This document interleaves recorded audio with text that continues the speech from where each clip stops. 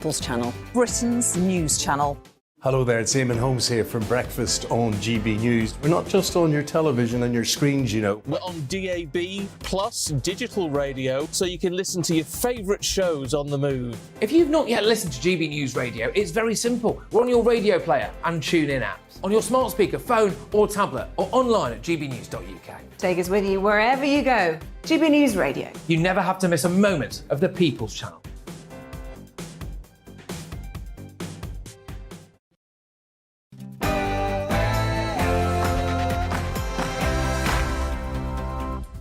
No spin, no bias, no censorship. I'm Dan Wootton. Tonight, Prince Harry's delusional work of fantasy Spare has hit the shelves, and buried between his treacherous bile are first-world problems that expose him as the ultra-privileged man-baby that he really is.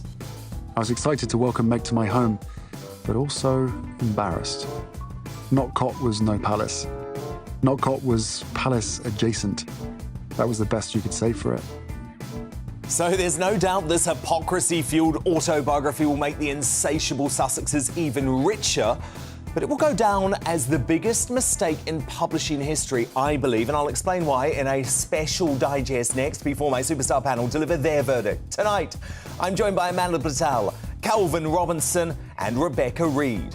Then I'll bring you more expert analysis from royal insiders at 10:15. Esteemed biographer Tom Bauer investigates Harry's fall from grace that's seen him become the, quote, sad little man he accuses his critics of being.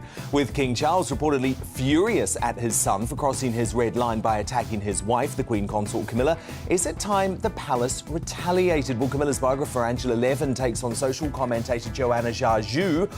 That's in The Clash at 9:20.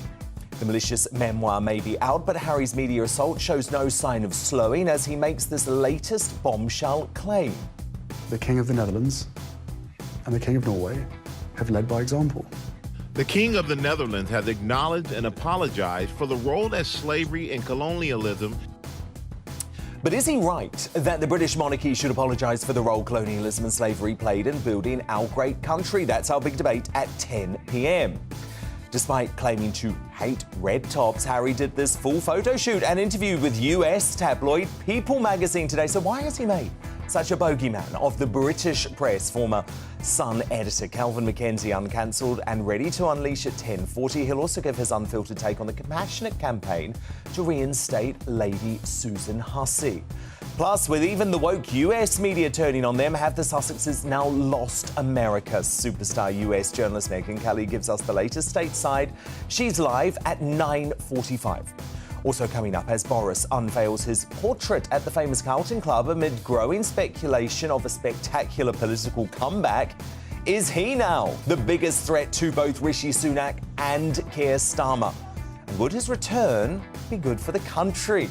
We'll debate that in our media buzz at 10:30.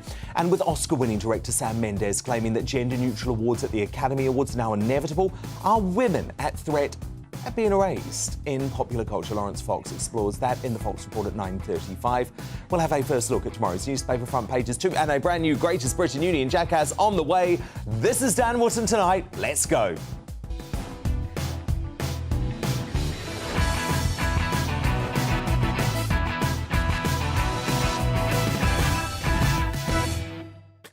Oh yes, I've spent many hours today, many hours reading that horrible autobiography. I think it's the worst in publishing history, just so you don't have to.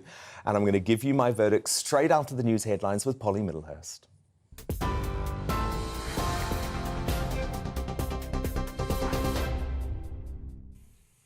Dan, thank you, and good evening to you. Our top story tonight. Unions have condemned a newly proposed law that will enforce minimum service levels for public sector workers during industrial action. And the government's confident it'll be passed this year. The bill would apply to health, fire, education, transport and border security services.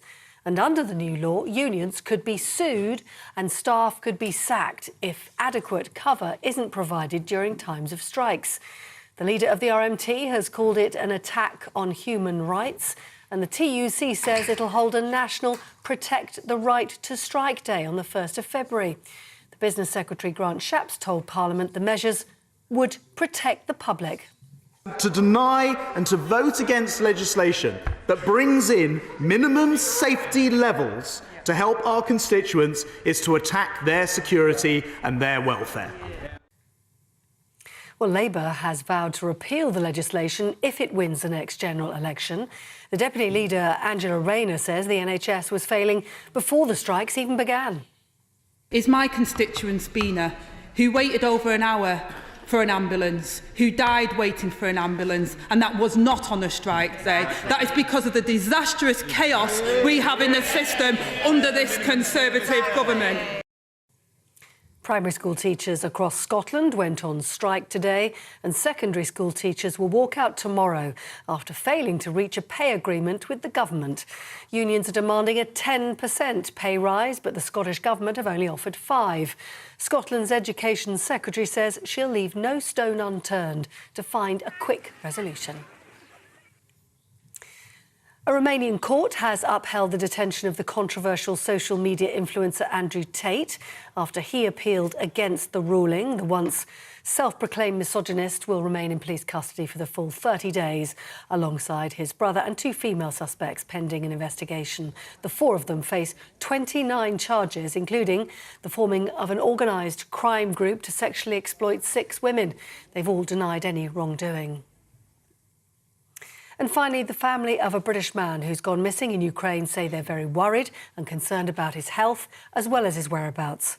Ukrainian police say Chris Parry, who's 48, and another Brit, Andrew Bagshaw, who's 28, are voluntary workers. It's understood they left the city of Kramatorsk for the town of Soledar on Friday morning and were reported missing on Saturday evening. The region's currently under intense fighting between Kyiv and Moscow's forces. That's it. You're up to date on TV, online and DAB+ radio. You're with GB News. Now let's get more from Dan Wootton tonight.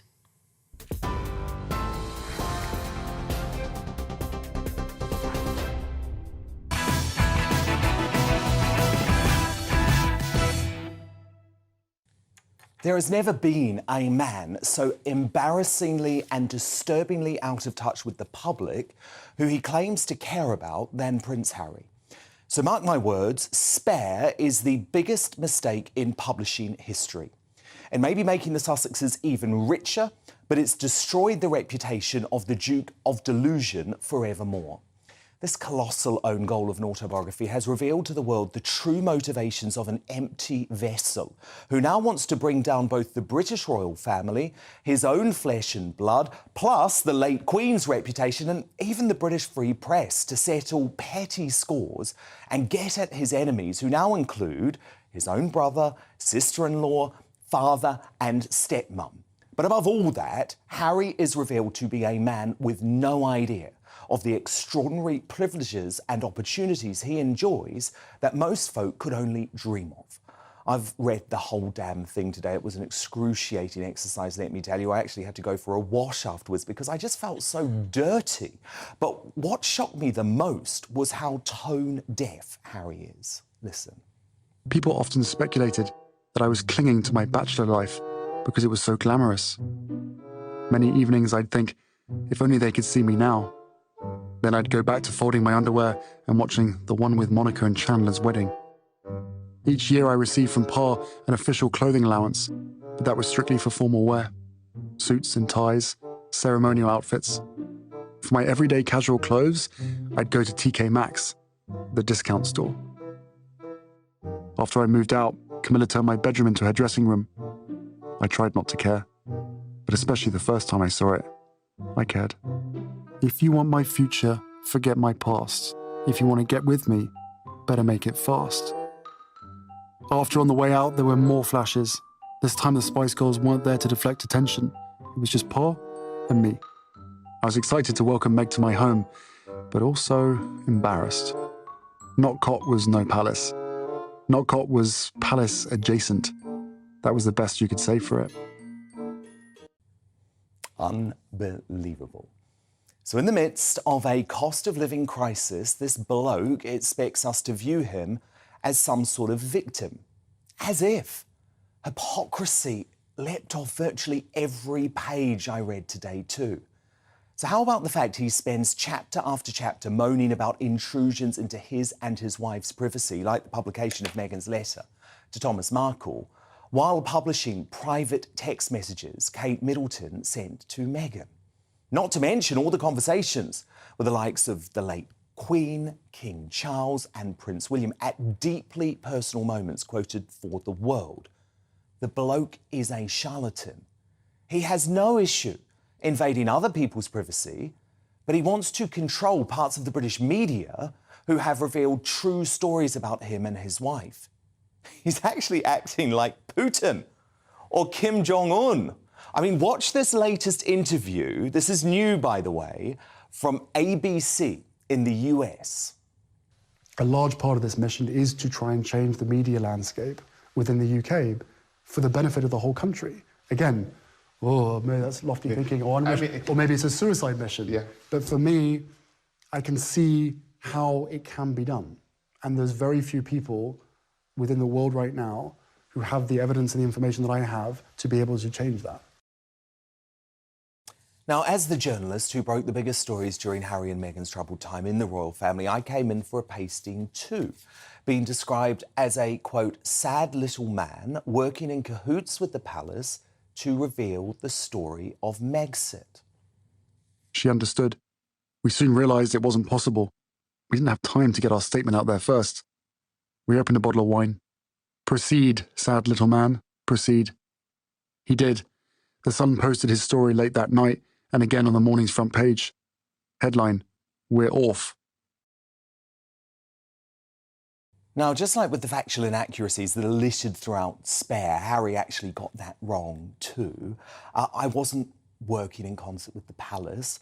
I was breaking an internationally significant story clearly in the public interest, as journalists should do. And I was working directly with his own communications secretary, giving them a week's notice of my plans. So I don't care. Harry can say whatever he wants about me. Actually, there's loads of people in this book who he spews venom and bile about, proving he's actually a really unpleasant creature. But I do need him to accept that journalists must be able to continue to hold public figures like him accountable. All of that said, it's very clear to me who the very sad little man in this sorry saga is. It's the one who has trashed virtually every blood relative in the most vicious of fashion, simply because they tried to save him from himself. To respond now, my superstar panel, top Daily Mail columnist and broadcaster Amanda Platel, Conservative commentator and GB News host the Reverend Kelvin Robinson, and the author and journalist Rebecca Reid. Amanda Platel, I was astonished today because I had obviously read all of the leaks, but I wanted to read the book collectively with everyone else. And I did actually want to judge it as an entire piece of work rather than the pieces that have been decontextualised. But actually, it's much worse when you read it all at once, because what was so overwhelming to me is that Harry is living in a completely different world to the people who really care about him. There are loads of opportunities for him to be saved by Charles and William and Kate and his friends who are desperately trying to help him, you know? Not anymore. Charles... I don't think they're desperate trying anymore. No, but they were. And even in his lowest moments, right, so even after the Nazi uniform scandal, even after the Las Vegas nude picture saga, King Charles says to Harry, look, I've got you, you know, I'm with you for this, darling boy. And then when Harry goes to him and says, look, I'm struggling with my mental health, Charles immediately takes him to his doctor, who wants to prescribe him with medication, which Harry refuses. So actually, I just don't buy this argument anymore from Harry that Charles and William and the entire royal institution were working against him. Through his own words, they proved they were doing everything to help. Probably the most extraordinary thing you've said, Dan, is the fact that you were breaking that story about them being off, leaving the country, and that you know that you were dealing with his press team at the time. So that is a barefaced lie. Yeah. I his think that actual communication secretary, who I know was communicating directly with Harry. See, that is... the whole thing is just filtered with these terrible lies, especially against the media. Yeah. I'd be rather proud that you're in a book that sold more than any non-fiction book in the history of the universe, I'm told. And honestly, the things that, you know, what really strikes me most about this is it's just the horrible malice. It's the malice towards his brother, which really gets me. Excuse me, the malice towards Camilla. And that line, which is the most sinister thing in the whole book, where he said, she sacrificed me on the altar of her PR operation, and I was one of the bodies in the street. And who else was a body in the street? Diana. So she is directly accusing Camilla of killing Diana. That's what she's doing in that. That's what he's doing. He knows. He's making that directly. That those words are so calculated, and all this stuff. Well, he does also say in the book. I mean, I like the book. I like Prince Harry, but he does say in the book, if Camilla hadn't been sleeping with my dad, my mum would probably still be alive. So he clearly really feels the weight of that. Although he does also say that if Diana had never married Charles, she would... no, absolutely. And he also talks about he adored Prince Philip, but if Prince Philip hadn't brokered this marriage, she was... Oh, yeah, everyone's to blame. Everyone's to blame. It's just like apart from himself. one lot completely... He's never to blame for anything. I mean, Rebecca, you've not read it all, have you? But you're reading a lot of it. I'm most of the way through it. I've read it all. I have not found one passage where Harry blames himself. So the two things that I would say I don't like about the book is there is a lack of self-awareness, and I love when people acknowledge their own faults. And I do think that sharing the text messages was massive hypocrisy because they felt so strongly about Megyn's letter. Apart from that, I think it's a beautifully written ghost piece. I think that his writer did a fantastic job, and I do feel sad for him. I think the scars of being at boarding school, of losing his mother, of feeling alone, of feeling different, are very... And I don't think that we should judge rich people for feeling sad. Rich people can be just as sad as poor people. That doesn't bother me at all. My brother died when he was 40 years old. He left two young children who are almost the same age as Harry and William were. They've all gone on to have in some ways, very sad lives, but fabulous lives. You know, it does not necessarily wreck you if your parents tragically died. The therapy clearly hasn't worked. I mean, it just...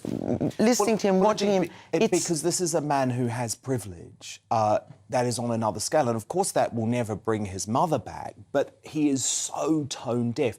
Calvin, I wanted to touch on... He's a narcissist. He is. He's a complete narcissist. I totally agree I with that. think in 2023 we should stop saying that people are narcissists. I think we should say it more often. We call everyone narcissist. No, we don't. Almost no one I've never called you a narcissist. Nor Dan. Obviously.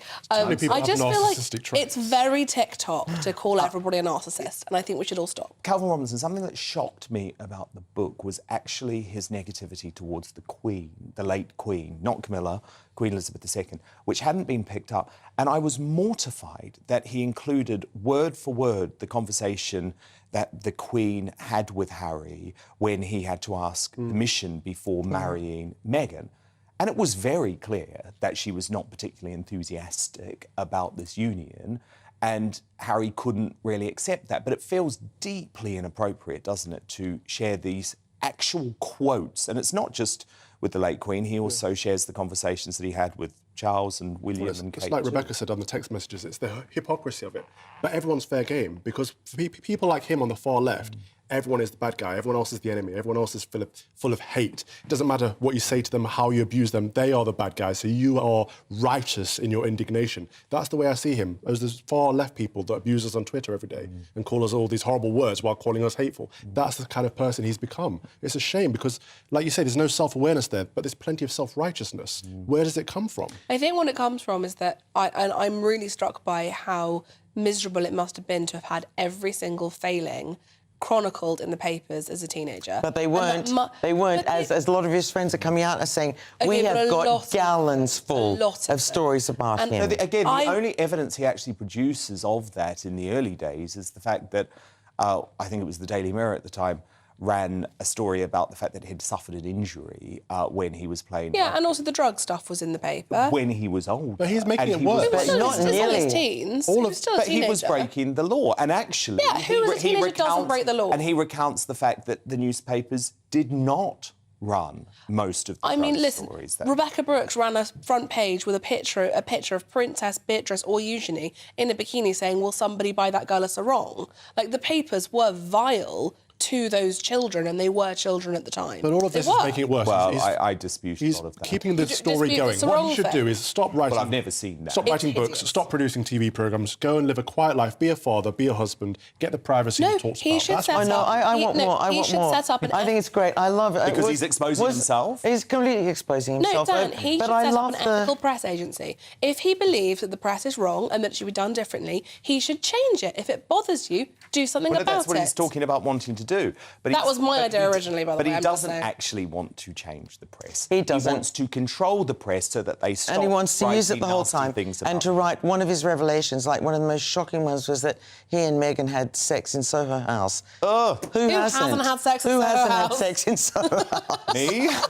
But to be honest, I found that so grim. It was creepy. So gross. I know. And actually, what you realise at the end of all of these hours, which I hope you don't give to read to this book, because I promise you it's not worth it. We'll give you all of the analysis you need. But actually, what you realise is he's a pretty reductive bloke. He says he's not clever. He doesn't have a big vocabulary. He doesn't have anything to say. And this is why he's been totally brainwashed by the cabal of woke Hollywood yes men and odd psychotherapy extremists who have been put onto him by his controlling wife because he's an empty vessel. And he isn't cured. He is far from cured. He's very unwell.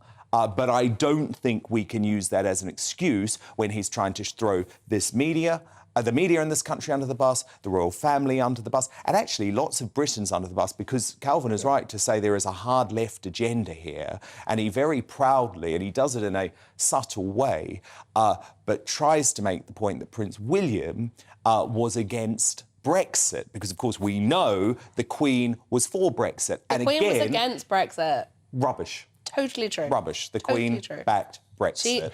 She loved being in the EU. She had that hat. Oh, please, Rebecca. Anyway, that's a whole other discussion. Rebecca Reid, Kelvin Robinson, Amanda will tell my Superstar panel they're here all night. But coming up, as a London primary school changes its name to distance itself from Sir Francis Drake because of his links to the slave trade, why are the left so desperate to erase our grand history? Laurence Fox tackles that in the Fox Report at 9:35.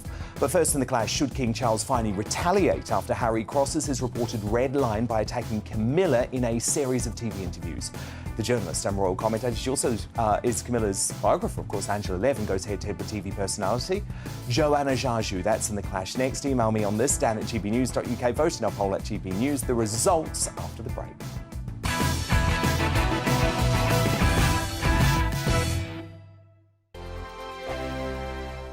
Monday to Thursday nights on GB News. At 6, it's Dubes & Co. 7 o'clock, Farage. At 8, join Mark Stein. And at 9, Dan Wootton Tonight, followed by Headliners. On TV, radio and online. This is GB News.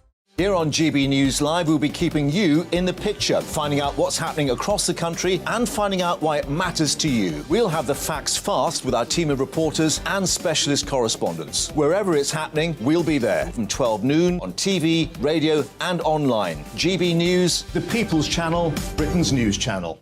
We are GB News, the People's Channel. Why not take us home with you by visiting the GB News shop at gbnews.store. You'll find all the official merchandise, a really good present actually for yourself, your friends or your family. We ship across the UK mainland at no extra cost. GB News, the People's Channel.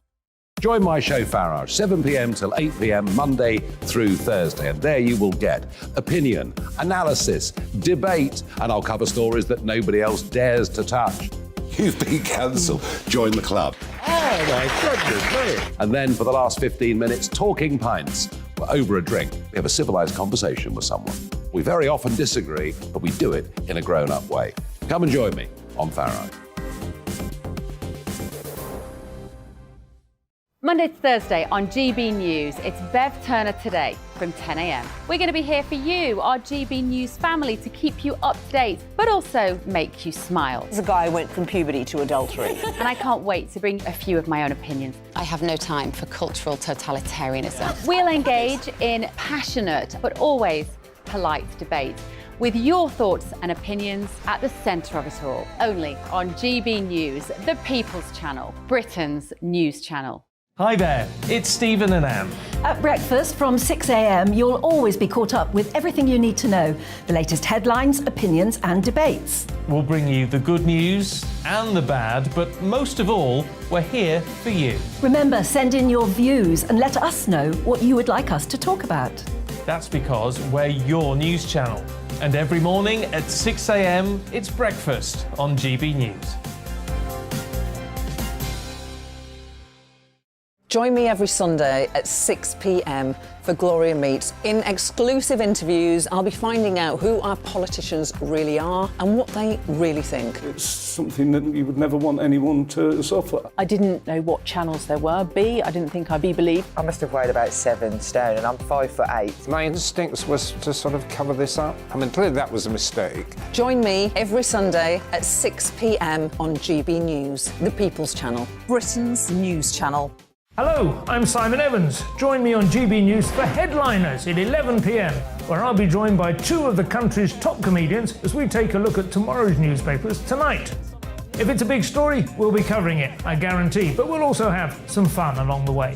That's GB News Headliners at 11 p.m. We won't put you to sleep, unlike some of the other paper review shows out there. So join us, 11 p.m, 7 nights a week.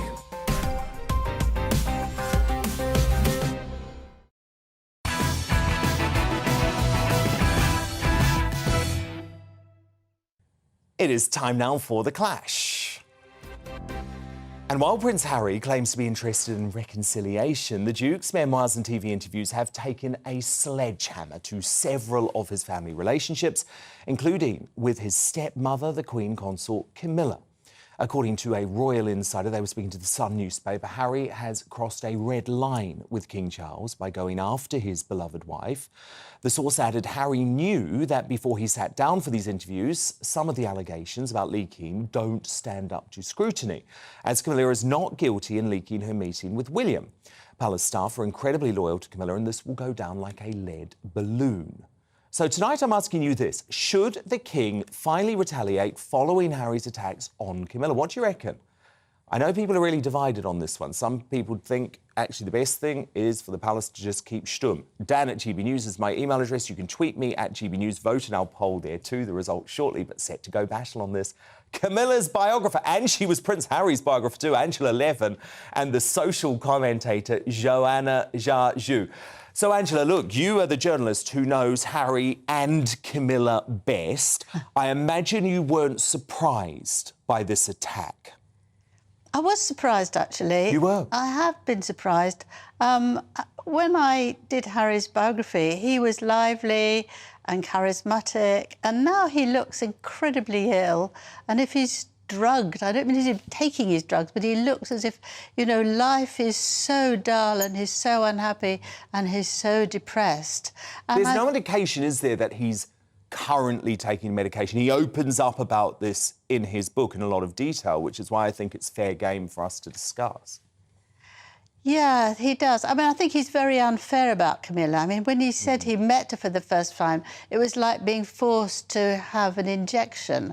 I think that's a very cruel, spiteful. There's a lot of very spiteful, cynical And it's not what he words. said at the time. You know, at the time, he was saying, really get on with Camilla. I love her. She's great for my father. So either he was lying then or he's lying now. Yes. What do you think, Angela, about this concept of Charles having a red line when it comes to Camilla? Do you think this might prompt him to have any sort of response? Well, he's very protective of his darling wife, as he calls her, because he knows what she's been through. 20 years of people calling her vile things, but she didn't complain once. That's what's very important. She didn't make a fuss. She just waited until she hoped it would pass over. And that's in her nature, so she's not going to make a big fuss about this.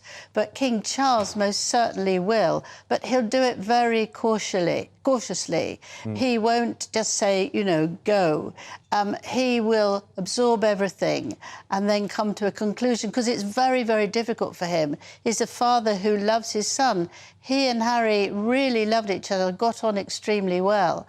And this sort of terrible way of hurting your father's loved It's one... unforgivable. And what's so fascinating is that Harry said time and time again, and Megyn said time and time again, we were left all on our own, we were given no help. Well, actually, Harry himself reveals how much help they were offered, including, by the way, a conversation that Camilla had with Megyn, where she said, look, this happened to me.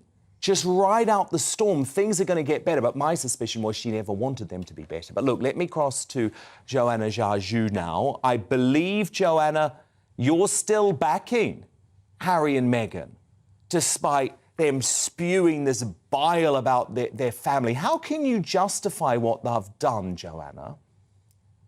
Well, I think that it's important for Harry to put his account out there for history's sake, you know. When we look at, for example, Diana and her interview and the involvement that she had when somebody was writing a book about her, when we look back at that now, because Diana has sadly passed away, we look at that with a lot more compassion. And now, obviously, we look at that in with a lot more context, and nobody is refuting a lot of the things that Diana had said. But because this is, you know, modern day, and we've got social media and everybody's so emotive about it, and also it's clickbait and it sells papers, people think that it's correct to treat Harry differently to how we treated Diana. But actually, all he's doing is putting his story out there after years and years and years of the press. And Joanna, I'm sorry, I have to say, Diana, a figure who I was very fond of and hugely respectful for, she didn't slag off every single blood relative, every single member of the royal family.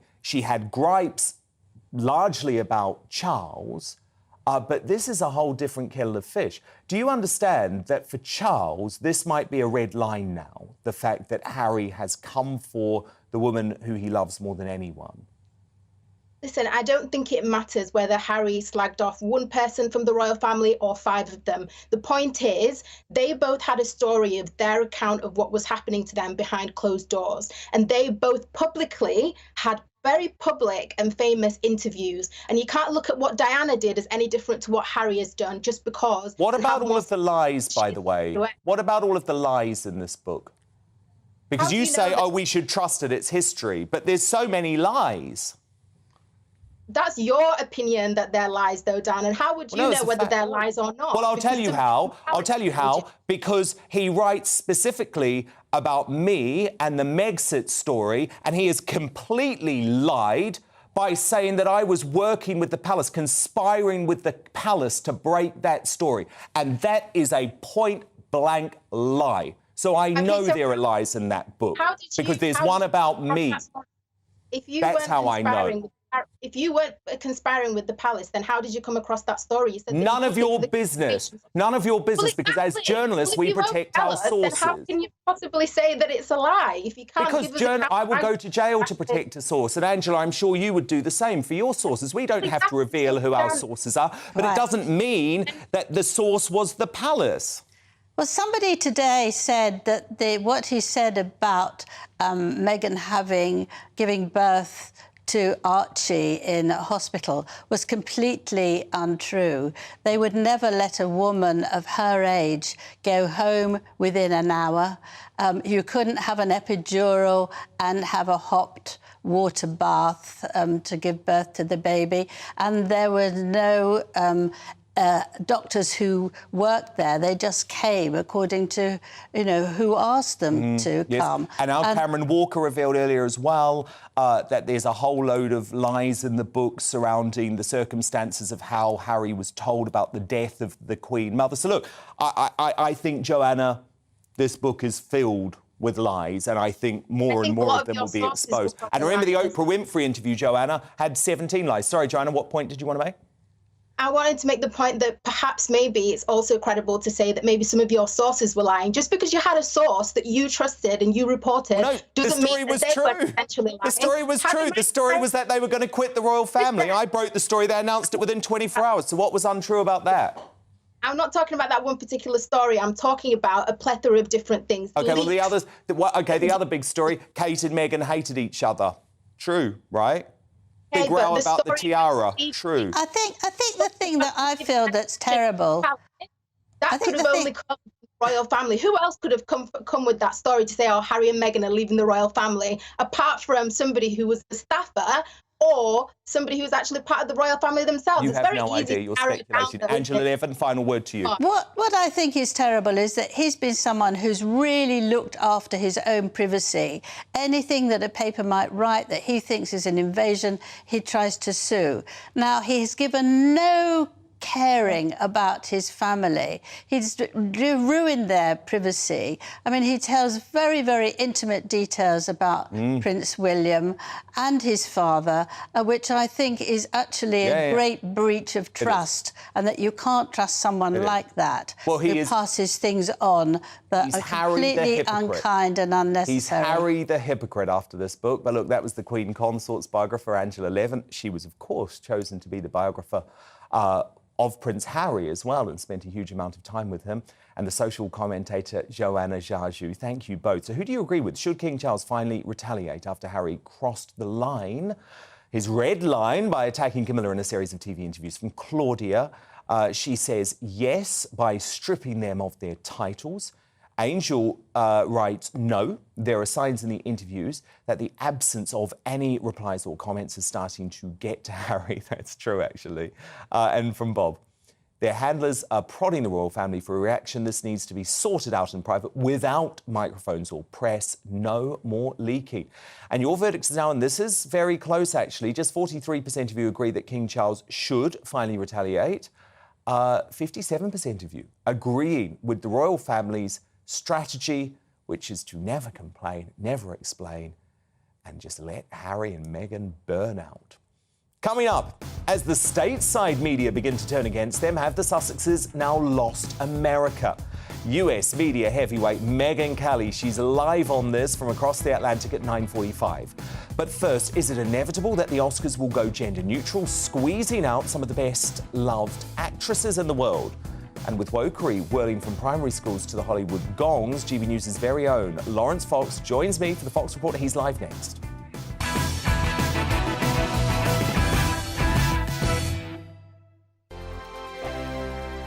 We are GB News, and we'd like to say thank you to each and every one of you for bringing us your conversations, for helping our great nation find its voice. We are here for you on radio, television, and online, across England, Scotland, Wales, and Northern Ireland. It's not the BBC, you actually get your facts right. We are proud to be GB News, the People's Channel, Britain's news channel. Monday to Thursday, 9 p.m. till 11 p.m. Join me, Dan Wootton. I'll bring you the sharpest takes and hottest debates. Do you not believe in prison? I don't believe in prisons. I'm completely stunned. I guarantee you there'll be no spin, no bias, no censorship. I actually was personally quite offended by it. And no reason to go to bed. So I guess they've always been quite woke. That's Dan Wootton tonight on TV, radio and online. Monday to Thursday from 9 p.m. till 11 p.m. on GB News. The People's Channel, Britain's news channel. My name's Tom Harwood, and join me 9:30 a.m. every weekday for The Briefing, your one-stop shop for everything you need to know about what's going on in politics today. I wonder if this is a deal that might need to be like the biscuits in this factory, twice baked. Is there not an opportunity here to win out against the extremes? Tom Harwood, GB News. What are you going to do about it?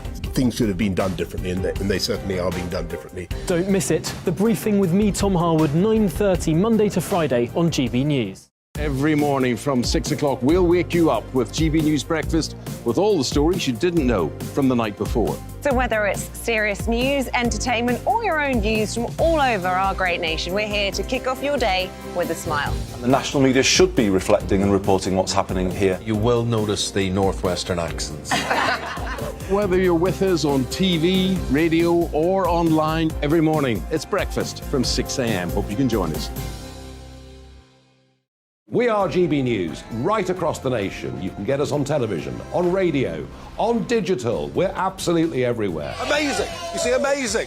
You remind me of me in the European Parliament. But here's the most important bit. We are not part of the mainstream establishment. We think and speak just like you do. We are the People's Channel. Magnificent. That's really, really thoughtful. Come and join us on GB News, the People's News Channel.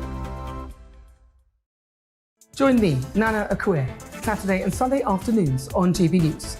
Expect fiery debate and passionate discussion as me and my panel tackle some of the biggest topics hitting the headlines. It's a place for everyone's opinion. No one gets cancelled, but no one gets an easy ride. Oh, she's on it today! Be ready for conversations that are fierce, frank, and of course, fun. Every Saturday and Sunday afternoon from 4 p.m. on GB News, the People's Channel. We are GB News, the People's Channel. And right across the United Kingdom. You can find us on Sky Channel 512, Virgin Media Channel 604, Freesat Channel 216, Freeview Channel 236, and YouView Channel 236. You can also take us with you on DAB+ radio, with the GB News app and at the website gbnews.uk. We're absolutely everywhere. Come join us on GB News, the People's Channel, Britain's news channel.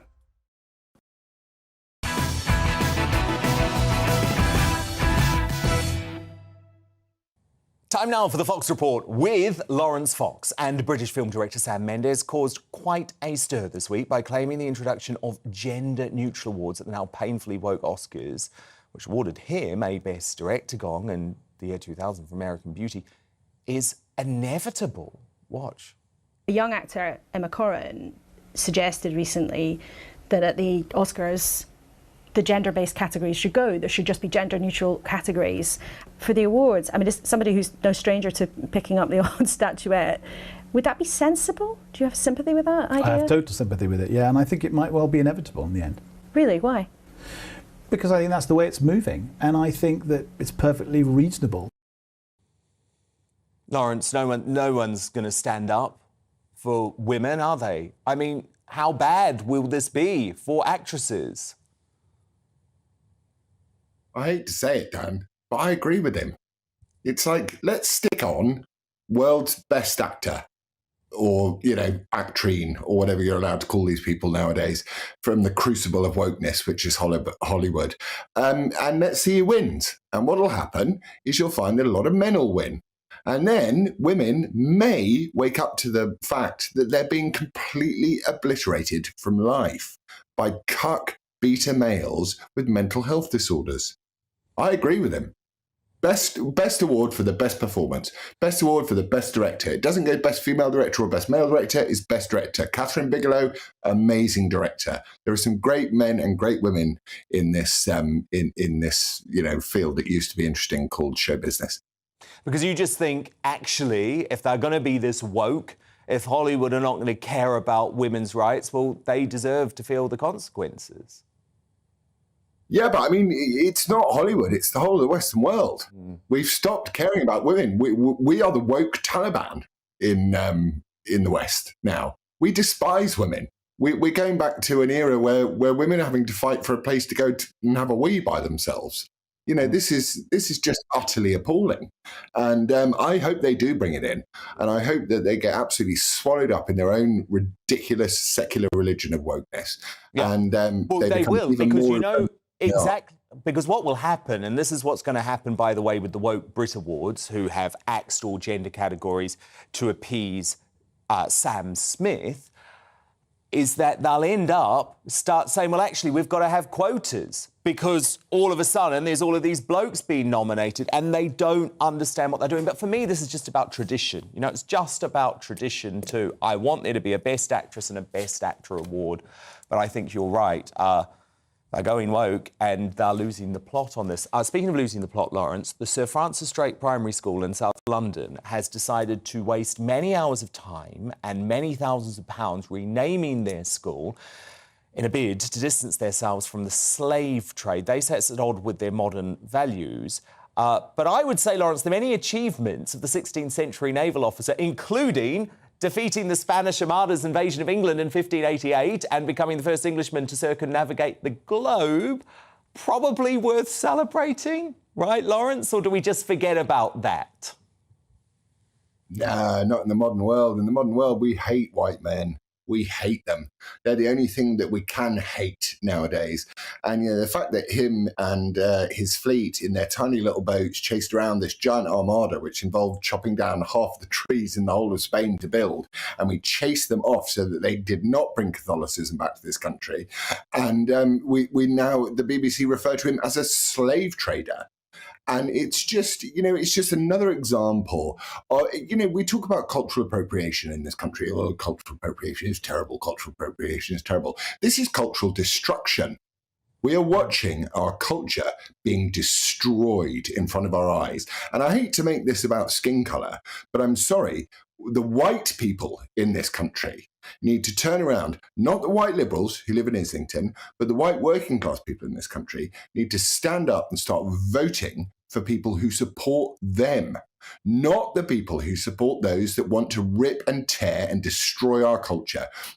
Because, you know, this is coming from Lewisham, which has a particularly strong ethnic minority contingent in it, and it's like, well, no, England doesn't matter anymore. And it's like, you came here, you live here, you're British. Why do you hate us so much?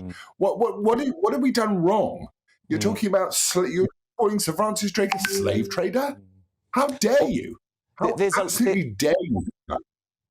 And there's a lot of racism, though, coming from all sides of the left at the moment, Laurence. Did you see this woman, Jamila Jamil? You know, she's the ultimate lovey, isn't she? Brand Rishi Sunak, a coconut.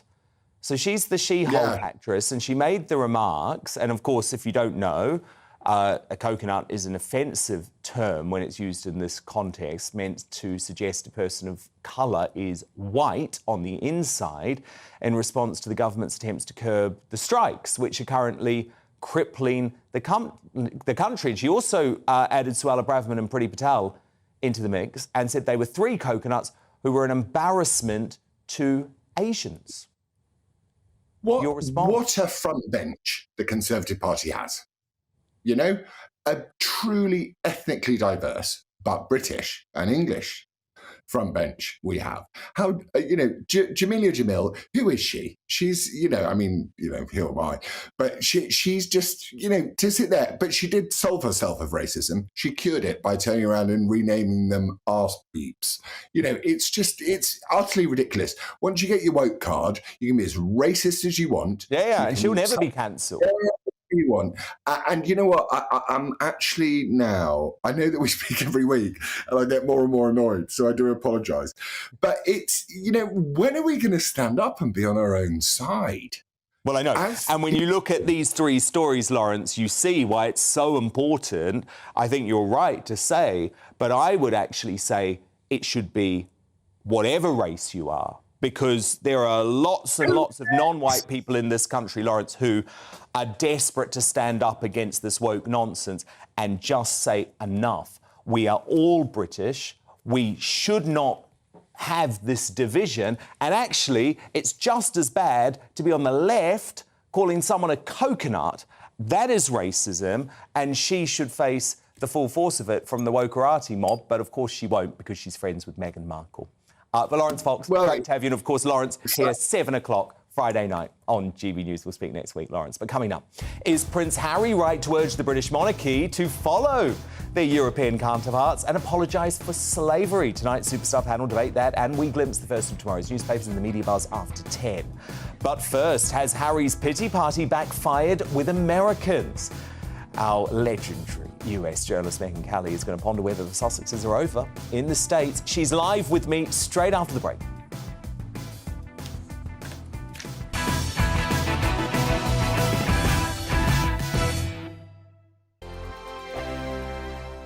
Monday to Thursday nights on GB News. At 6, it's Dubes & Co. 7 o'clock, Farage. At 8, join Mark Stein. And at 9, Dan Wootton Tonight, followed by Headliners. On TV, radio and online. This is GB News.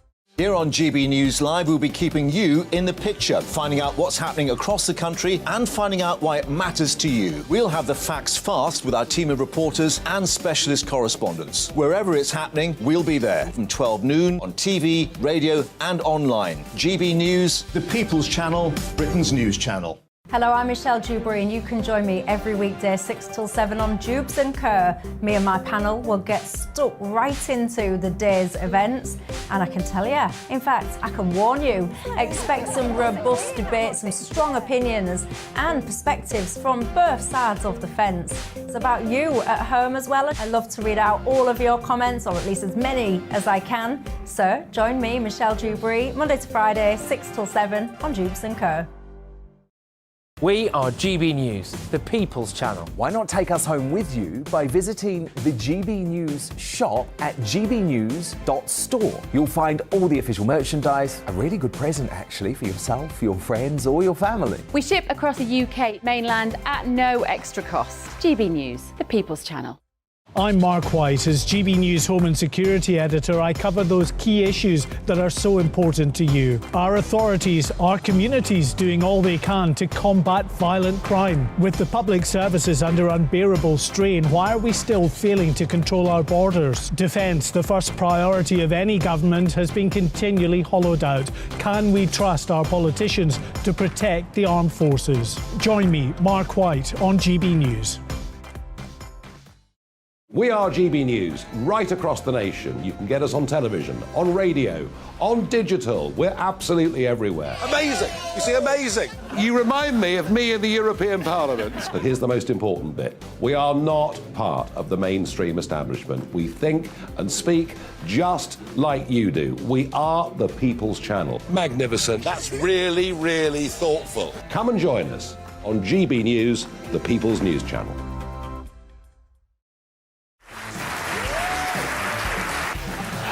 My name is Andrew Doyle. Join me every Sunday evening at 7 p.m. for Free Speech Nation. This is a show where we address current affairs and news stories of the week with the help of two wonderful comedian panellists. I brought in comics because I want to give it a lighter edge, and also they work for less. See you there.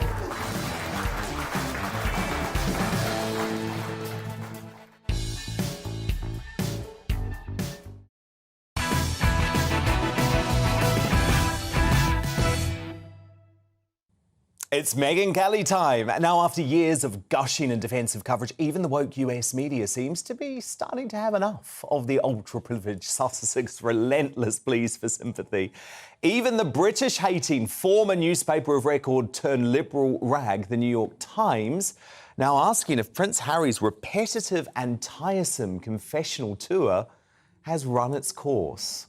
And I'm delighted to say Megyn joins me now. So, Megyn, is the tide turning against Harry and Meghan after what is really, I think, the biggest own goal in publishing history, actually, when it comes to this book? I think the answer to your question is yes. And I think the reason is people like you, like me, some others have been paying attention to these too, very closely, I mean, in detail for the past couple of years. And if you do that, you grow to dislike them. And now they have insisted that everyone pay close attention to them over the past couple of months, between her podcast and the Netflix quote unquote documentary, and now this media tour around his book. And they're seeing exactly what you and I have seen. If you just pay attention, you see their pettiness, their vindictiveness, how completely out of touch they are. And you mentioned the New York Times. This is by a reporter, the London correspondent, Sarah Lyall, who called them repetitive and tiresome and said the tide seems to be turning. Something's changed. There are only so many revelations the public can stomach. But the review hit, the New York Times review of the book hit today, referring to Harry as embittered, saying these two might just finally be overexposed, using terms like boring, cringy, catty, tiresome, to describe what it read, the Times, in reviewing this book. And then you look at something like the Daily Beast, which is a reliably left popular online site for liberals over here. And I'll give you a sample of what they said. Petty, mean-spirited, hugely hypocritical, tawdry, petulant, spoiled, babyish, vindictive, and a simple betrayal of his family. So Well, I even can't the left disagree is with starting to that. get it. I can't disagree with that.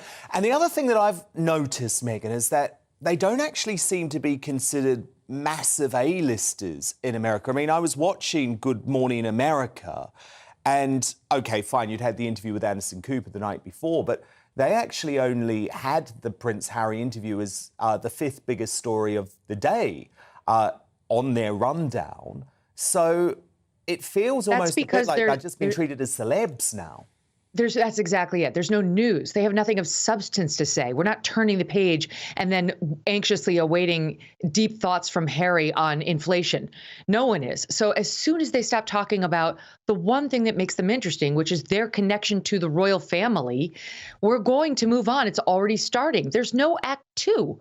What are they going to do? There's not going to be another podcast where she lectures us on why we shouldn't be using the words that Prince William used about her. I was right. The whole thing was her personal therapy session on why you shouldn't say difficult, right? It's like she's working on our own. There's not going to be another. Who would tune into that? Netflix doesn't want to make a second movie with them. And I have to say, you know, my impression of this book and him in the interviews, I know I've heard the small petty man attack that he launched on you. Why did he do that? Because you reported something that was true. He was upset that excuse me, you reported about Mexit. He doesn't even deny that that was true or that your reporting was right. He's just mad you did it. And he wants to, in this delusion of grandeur, completely change the way the British press works. Well, we aren't asking for that. Americans don't want that. The Brits don't want that. We want what? To snuff out true reporting that gets ahead of the subject and steals the spotlight or the headline from him, making it personally. Sorry, that's not the way the press works. That's not the way journalism works. So we're not rooting for you. Leaks like the one you got or however you got that story are to the benefit of the public. They're on your side, not on his side. And by the way, while we're on the subject of small, petty man, as I recall, you haven't written a book talking about your penis or your brother's penis or the first time you had sex here, there, or elsewhere. Revealing your dad's most intimate secrets about what calms him down with his teddy bear and so on, throwing every member of your family under the bus with deep, intimate, personal conversations that you have been railing about being told about you, but you do it in your own book, throwing all your family under the bus, ripping on your own grandmother within months of her death, and trying to tear apart her whole family. You know what that is? That's small and petty. Yeah, I couldn't believe that he has gone for the Queen, the late Queen. That shocked me. Also, Megyn, I just wanted to ask you what you made of this massive rowing back on all of the racism claims. So they spent 2 years allowing the entire world to think that there is some royal racist at the top of the institution. And then all of a sudden, Harry says, hang on a moment, we've never accused the royal family of racism. I mean, we saw what Megyn said to Oprah Winfrey. Do you think this illustrates some sort of split between Megyn and Harry? Or have they realised, holy cow, we went too far? I'm going to guess the latter. I think he's woke too. He's just as annoying as she is. This is what the book reveals. Just as annoying and has been for a long time and is obsessed with his public image. Obsessed. His stupid complaints. I mean, honest, we could go on forever. By the way, speaking again of petty, he's mad that his room was smaller than Prince William's. Has anybody out there ever had an older sibling? Hello, all of us who are third on the scale or second on the scale understand. That's how it works. Has nothing to do with you being the stupid spare. Right? It's always the way it is. But I think on the Oprah racism thing, they did realize that they went too far. But let's take it at its word, okay, that they didn't mean to allege racism. Where was the correction of all the press narrative the next day? Why didn't they come? They have a powerful microphone. They could have gone through Omid Scobie, their stenographer. There were many ways to correct the record. They didn't. When they took their award a month ago for fighting racism in the royal family here in New York, did they stand up and say, you've got it, you're a little off? No, they loved being bathed in accolades for calling out truth to power, racism in the royal family. And what they're telling us now, just like so much in his book, is an obvious lie. Indeed. Well, look, Megyn, I could speak to you about this all day. And the great news is tomorrow I'm going to be doing so on your brilliant Megyn Kelly show, which is, of course, on Sirius XM. But if you're in the UK, you're going to be able to check it out on YouTube or as a podcast. So I cannot wait to speak to you then, Megyn, because we've got so much more to go at here. So I'll see you then. But coming up, after attacking practically every member of his family, including the late Queen, as Megyn just said, has Prince Harry become the sad little man he accuses his critics of being? Royal biographer Tom Bauer joins me to debate that and deliver his verdict on Spare. He's live at 10:15. But first, is Harry right to suggest the British monarchy owes the world an apology for colonialism? Our superstar panel tackle this latest claim and more. Plus, we're going to have a first look at tomorrow's newspaper front pages. That's straight after the break. We're back in 2.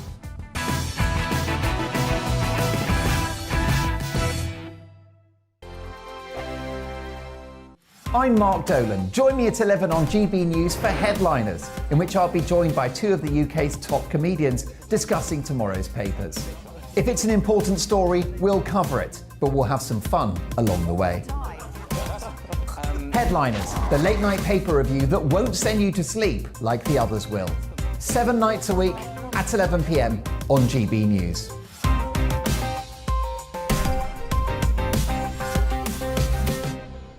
Hello, I'm Michelle Dewberry, and you can join me every weekday 6 till 7 on Jubes and Kerr. Me and my panel will get stuck right into the day's events, and I can tell you, in fact, I can warn you, expect some robust debate, some strong opinions and perspectives from both sides of the fence. It's about you at home as well. I love to read out all of your comments, or at least as many as I can. So join me, Michelle Dewberry, Monday to Friday, 6 till 7 on Jubes and Kerr. I'm Mark White. As GB News Home and Security Editor, I cover those key issues that are so important to you. Our authorities, our communities doing all they can to combat violent crime. With the public services under unbearable strain, why are we still failing to control our borders? Defence, the first priority of any government, has been continually hollowed out. Can we trust our politicians to protect the armed forces? Join me, Mark White, on GB News.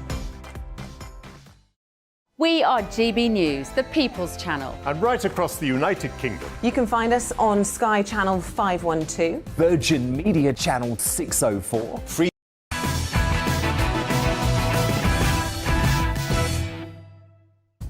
It's 10 p.m. I'm Dan Wootton. Tonight, Prince Harry's hateful tome has finally hit shelves, and no one is safe, not even yours truly. But in trashing his brother, father, and even his late grandmother for truckloads of cash, I say it's Harry who is a sad little man, to quote the Duke of Shamelessness himself.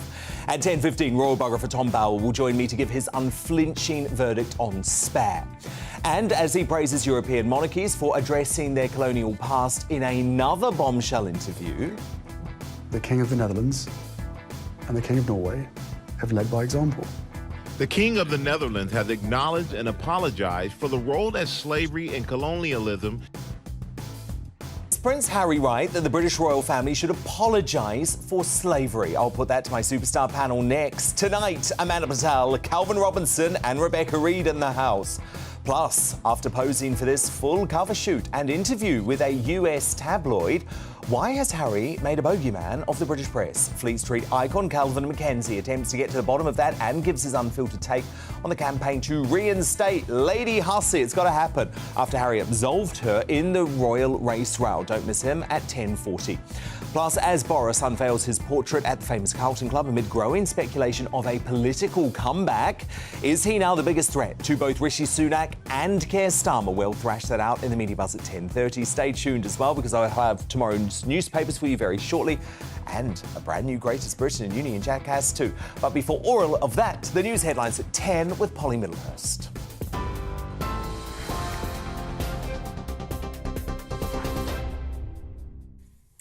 Dan, thank you, and good evening to you. Unions have condemned a newly proposed law that will enforce minimum service levels for public sector workers when they strike. The new bill would apply to health, fire, education, transport and border security services. And under the new law, unions could be sued and staff could be sacked if adequate cover isn't provided during strikes. The leader of the RMT has called it an attack on human rights. And the TUC says it'll hold a national Protect the Right to Strike Day on the 1st of February. Well, the Business Secretary, Grant Shapps, told Parliament the measures would, however, protect the public. To deny and to vote against legislation that brings in minimum safety levels to help our constituents is to attack their security and their welfare. Well, Labour has vowed to repeal the legislation if it wins the next general election. The Deputy Leader, Angela Rayner, said the NHS was failing even before strikes began. Is my constituent Spina, who waited over an hour for an ambulance, who died waiting for an ambulance, and that was not on a strike day. That is because of the disastrous chaos we have in the system under this Conservative government. Ambulance workers in England and Wales are set to go on strike tomorrow after talks with the government over pay failed to reach a resolution even. It's the first industrial action within the health sector this year, with nurses in England also set to walk out later this month. The Health Secretary has described the action as unhelpful, but he has insisted he is working with trade unions. Now, a Romanian court has upheld the detention of the controversial social media influencer Andrew Tate after he appealed against the ruling. The once self-proclaimed misogynist will remain in police custody for the full 30 days alongside his brother and 2 female suspects pending an investigation. The 4 of them face 29 charges, which include an organised crime group which sexually exploited 6 women. They've all denied any wrongdoing. And lastly, the family of a British man who's gone missing in Ukraine say they're worried and concerned about his health as well as his whereabouts. Ukrainian police say Chris Parry, who's 48, and another Brit, Andrew Bagshaw, who's 28, are both voluntary workers. It's understood they left the city of Kramatorsk for the town of Soledar on Friday morning and were reported missing on Saturday evening. The region is currently under intense fighting between Kyiv and Moscow's forces. You're up to date on TV, online and DAB+ radio. You're with GB News. Back now to Dan Wootton tonight.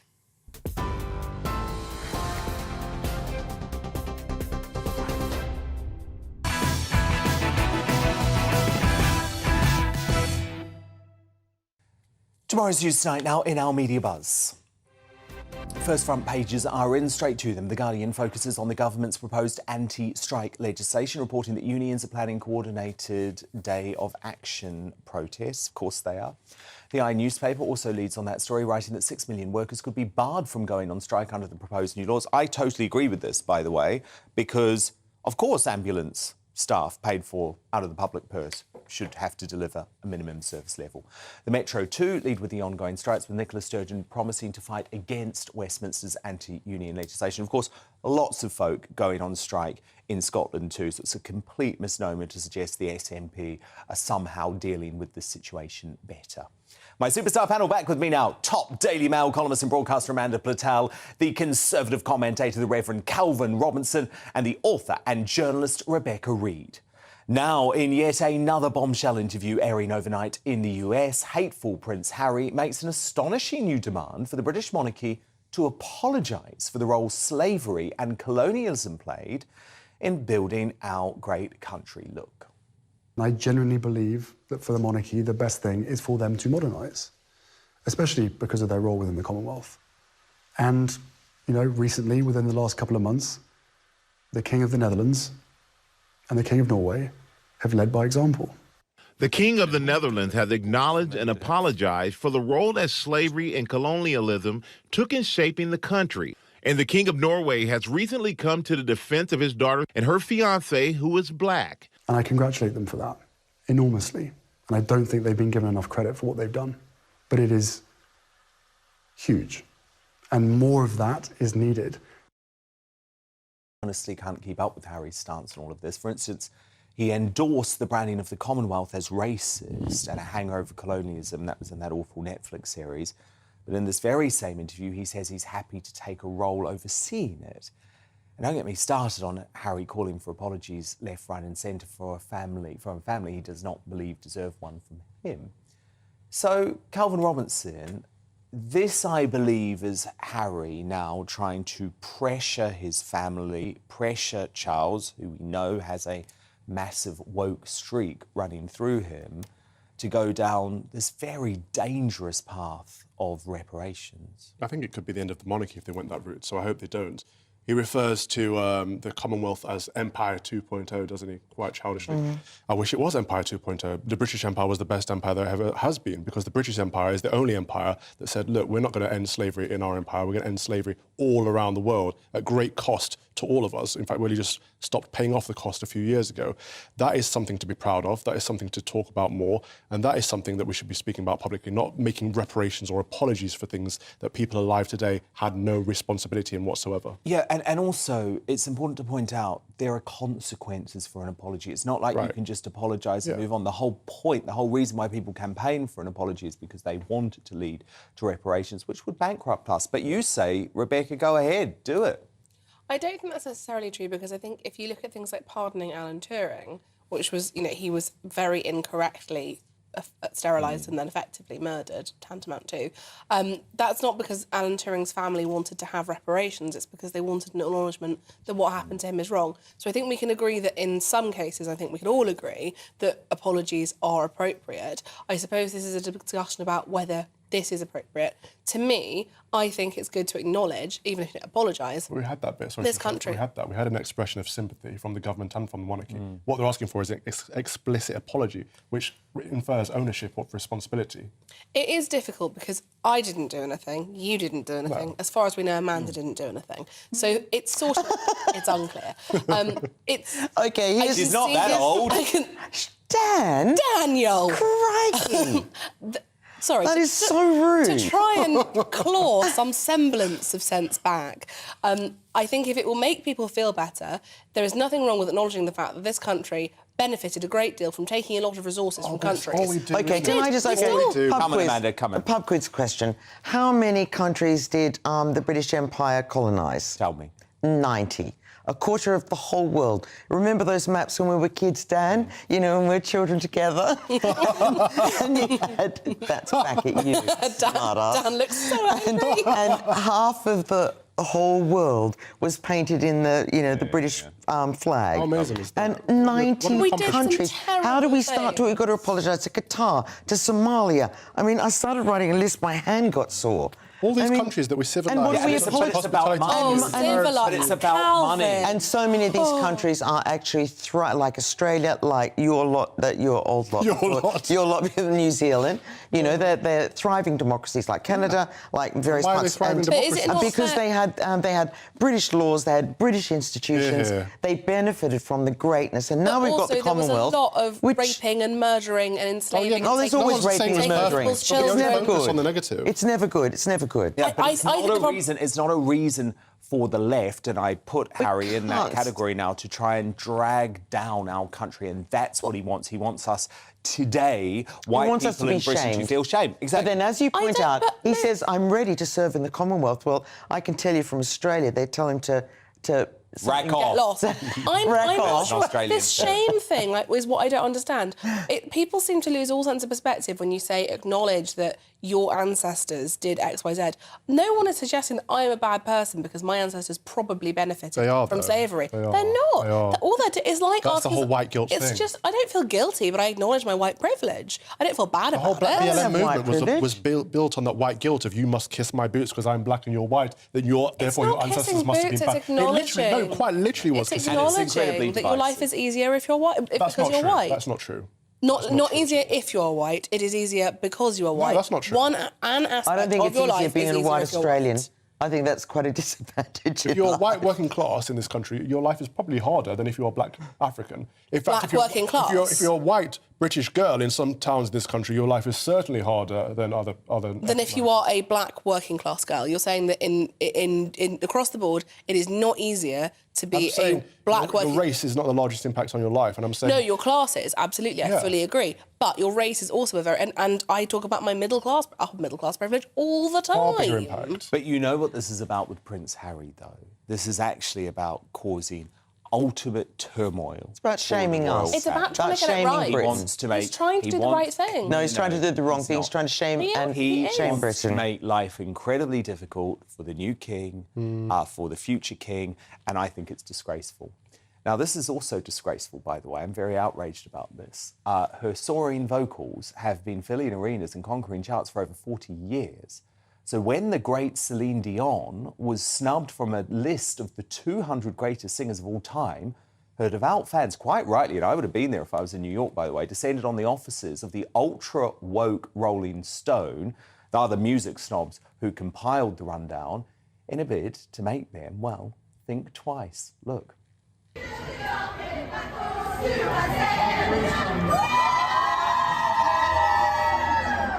here to, express ourselves in the name of Celine, because obviously you made a big mistake forgetting her name on the big list that you published last week. So we wanted to make sure that you understand that you missed the best singer in the world. We hope that Rolling Stone will admit they made a mistake.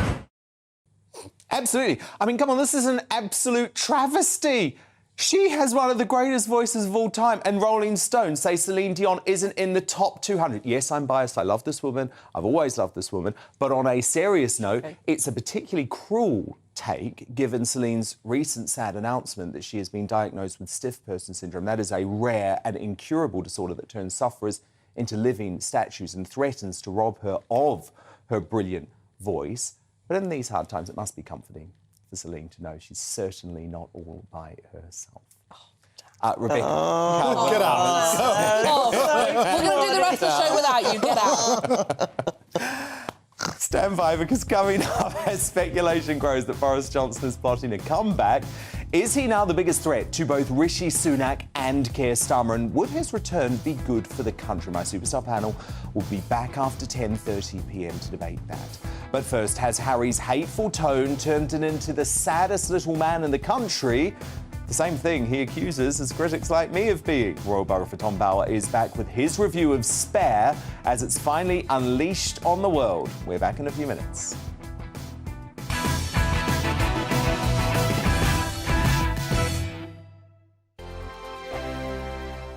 Monday to Thursday nights on GB News. At 6, it's Dubes & Co. 7 o'clock, Farage. At 8, join Mark Stein. And at 9, Dan Wootton Tonight, followed by Headliners. On TV, radio and online. This is GB News. Here on GB News Live, we'll be keeping you in the picture, finding out what's happening across the country and finding out why it matters to you. We'll have the facts fast with our team of reporters and specialist correspondents. Wherever it's happening, we'll be there from 12 noon on TV, radio and online. GB News, the People's Channel, Britain's news channel. We are GB News, the People's Channel. Why not take us home with you by visiting the GB News shop at gbnews.store. You'll find all the official merchandise, a really good present actually for yourself, your friends or your family. We ship across the UK mainland at no extra cost. GB News, the People's Channel. Join my show Farage, 7 p.m. till 8 p.m. Monday through Thursday, and there you will get opinion, analysis, debate, and I'll cover stories that nobody else dares to touch. You've been cancelled. Join the club. Oh my goodness, and then for the last 15 minutes, talking pints. We're over a drink. We have a civilised conversation with someone. We very often disagree, but we do it in a grown-up way. Come and join me on Farage. Monday to Thursday on GB News, it's Bev Turner Today from 10 a.m. We're going to be here for you, our GB News family, to keep you up to date, but also make you smile. The guy went from puberty to adultery. And I can't wait to bring a few of my own opinions. I have no time for cultural totalitarianism. We'll engage in passionate, but always polite debate, with your thoughts and opinions at the centre of it all. Only on GB News, the People's Channel, Britain's news channel. Hi there, it's Stephen and Anne. At breakfast from 6 a.m, you'll always be caught up with everything you need to know, the latest headlines, opinions and debates. We'll bring you the good news and the bad, but most of all, we're here for you. Remember, send in your views and let us know what you would like us to talk about. That's because we're your news channel. And every morning at 6 a.m, it's breakfast on GB News. Join me every Sunday at 6 p.m. for Gloria Meets. In exclusive interviews, I'll be finding out who our politicians really are and what they really think. It's something that you would never want anyone to suffer. I didn't know what channels there were. I didn't think I'd be believed. I must have weighed about 7 stone and I'm 5'8". My instincts was to sort of cover this up. I mean, clearly that was a mistake. Join me every Sunday at 6 p.m. on GB News, the People's Channel, Britain's news channel.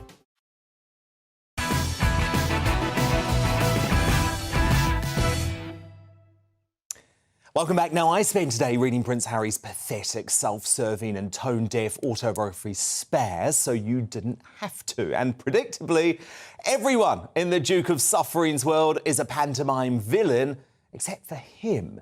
Even the late Queen, by the way, comes under attack as cold and detached. And given his deranged obsession with the British media, I unsurprisingly came in for a bit of a pasting too, being described as a sad little man for first revealing the story of Megxit. But like elsewhere in Spare, Harry gets the reality of that scoop wrong, and I detail how in my new column on the Mail Online. My verdict: by picking fights based on fiction, Harry has condemned himself to a life of permanent emotional turmoil and a reputation as the real sad little man of Britain. Let me bring in Tom Bauer now, one of the country's top journalists, author of Revenge, Meghan, Harry and the War of the Windsors, for his long-awaited verdict on Spare. And Tom Bauer, no one is spared, not even the late Queen Elizabeth II, not even the late Princess Margaret. This is like a circular firing squad.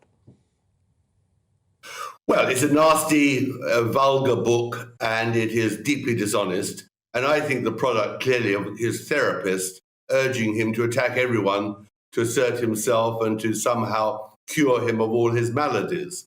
Dan, I think it's very important to recollect exactly who Harry is, that he could allow his name to be put on such an appalling piece of fiction in many cases. Harry is a very unintelligent man. He failed to get into Eton on his first attempt. The second attempt, he was allowed in, although he'd really failed the exam. At Eton, he was bottom of the class every year. He got only a B and a D, and an E in his A-levels, whereas in the best school in Britain, most people got 3 A stars. When the examiners saw his application exam to get into Sandhurst, they were actually puzzled because it was a childish writing of an essay of a man of about 12 or 13 years old. And of course, he had to leave the army because he couldn't qualify in the exams to be promoted from captain to major. So you're dealing really with a very, very unintelligent man. And I think there's something even more dramatic which now needs to be revealed about Harry.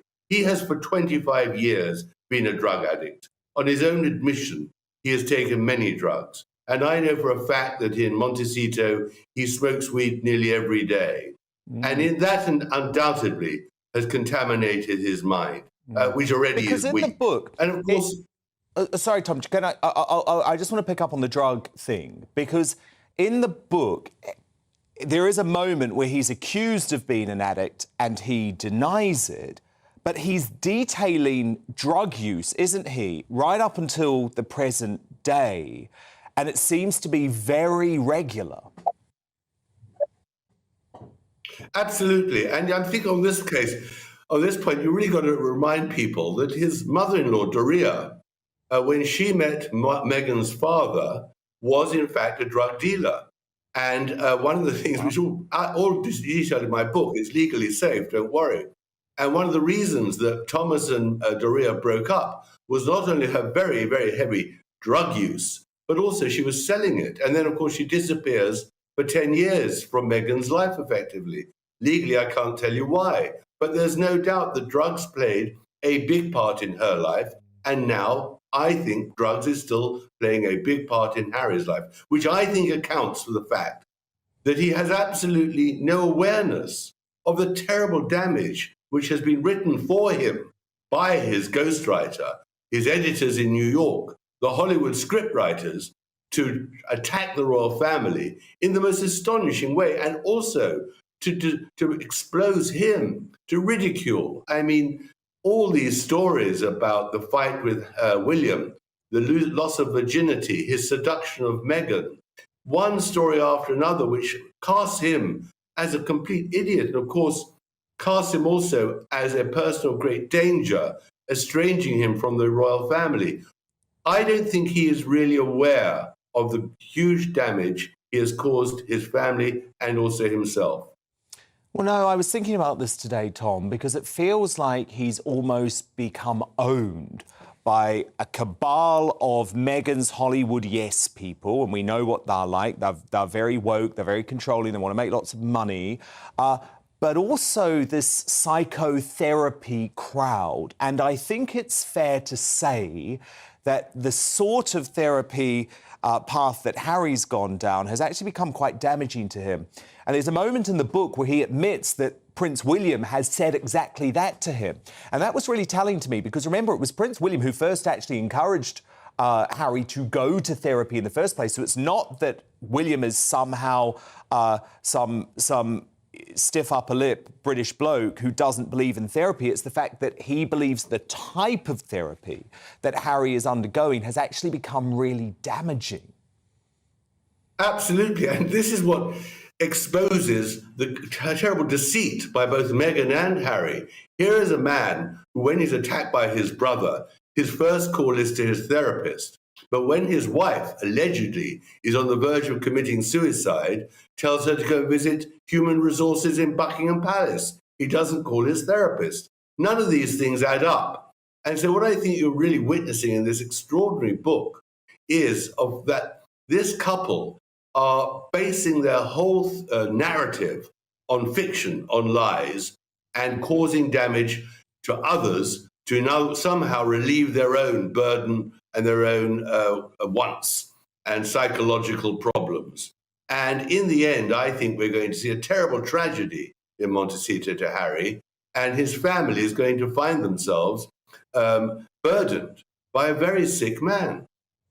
And after all, he is a man. He's not a child. The problem is, Tom, I just really struggle to have any sympathy for Harry at the moment, given the way that he's thrown his family under the bus. And especially when it comes to the really private aspects of personal conversations. And I know we've already spoken about the conversation that took place with Charles after Prince Philip's funeral, and I think that was completely gross. But what really stunned me, actually, was the word-for-word recounting of the conversation he had with the late Queen as he asked for her permission to marry Meghan. I think it was completely inappropriate that he included the conversation in the autobiography, given the way that the Queen prized the privacy of those sorts of moments. But it was very telling, Tom, because she certainly wasn't keen on that marriage going ahead, was she? She certainly wasn't. And of course, in the book, my bookshop, when it came to Philip's funeral, she said to a very key aide, thank goodness Meghan's not coming. But you know, what is really bizarre as well is his obsession about his beard for his wedding. I mean, and whether the Queen would give permission for him to keep his beard. I mean, this is a man who's seriously ill on his own confession. And what is awful is that the Hollywood and New York publishers and the ghostwriter have exploited this man's weakness. And have encouraged him to do exactly what he's criticizing about you, about me, about other journalists, i.e. invading people's privacy. And really what's so awful is that he did all this in the Queen's life. He did it all during Philip's life. This is all part of his therapy. And his therapy is to destroy others to save himself. But of course, it won't save him. And what's so... doubly, you show those lovely pictures of the wedding day. You know, Britain embraced Meghan. It is absolutely a distortion to say that she was in any way rejected by the royal family or by Britain. And it's interesting how he's already retreated from the accusation of racism. That's gone. Not a word about it in the book. Not a word about it in the book.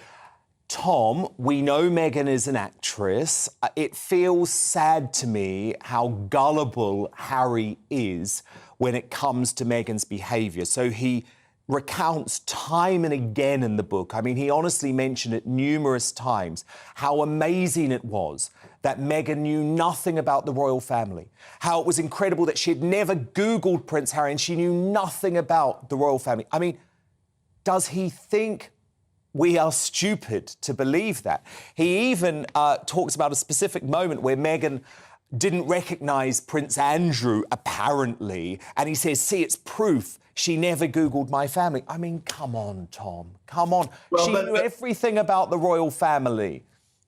Yes, but I mean, I think you're taking it far too literally, Dan. You see, this isn't Harry writing, this is the ghostwriter. Yeah. And the ghostwriter is obviously under the control of Megyn. Yeah. And Megyn has said to the ghostwriter, put this in. And Harry, who is clinging to Megyn for dear life, for his survival, for actually all the oxygen that he breathes is through Megyn's nose and more. I mean, he just can't live without her. So he is going to approve anything she says and is told to say by the ghostwriter. So I don't believe for a moment that this whole nonsense about the Googling has to do with Harry. It's Megyn. You're completely right, by the way. I've been told that Megyn was making copious notes, you know, in her calligraphy pen. She loves her calligraphy pen, and she was taking to the manuscript and getting loads changed. And there was one moment, Tom, and I was like, this is literally written by Megyn. I obviously don't have proof of that, but trust me, when I read it, you're going to understand.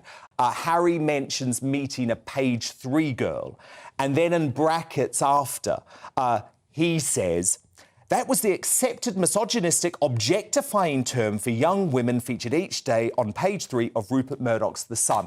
Now, I know when Harry was in Afghanistan and Iraq, he was reading The Sun every day because he loved page 3 so much. And he wouldn't understand any of the words you've just recited. The problem with Harry is, I don't think he can even spell hypocrisy. He's so dim. Dim, deranged, and unfortunately very dangerous. But in the end, I think he'll explode. He is dangerous. I think there may be a self-combust moment, but I think it's really important, actually. I know he doesn't believe Charles and William are going to read this book, but I think it's really important that they do, because they have to see how far the rabbit hole Prince Harry has gone, how far down that rabbit hole he has gone. But Tom Bauer, fascinating analysis, as ever. Of course, Tom Bauer, the esteemed royal biographer, author of Revenge. Great pleasure to speak to you. But coming up, as Princess Diana's close friend Richard Kay launches a passionate campaign in the Daily Mail, should Lady Hussey be reinstated after Harry finally broke his silence to defend her against racism claims? Fleet Street icon Kelvin McKenzie joins me at 10:40. He'll deliver his blistering verdict on the book everyone's talking about too. But next, as talk of a Boris comeback grows, is he a bigger threat to both Sunak and Starmer? And would his return be good for Britain? My panel return to debate in the Media Buzz Part 2, and we'll have more of tomorrow's newspaper front pages straight after the break.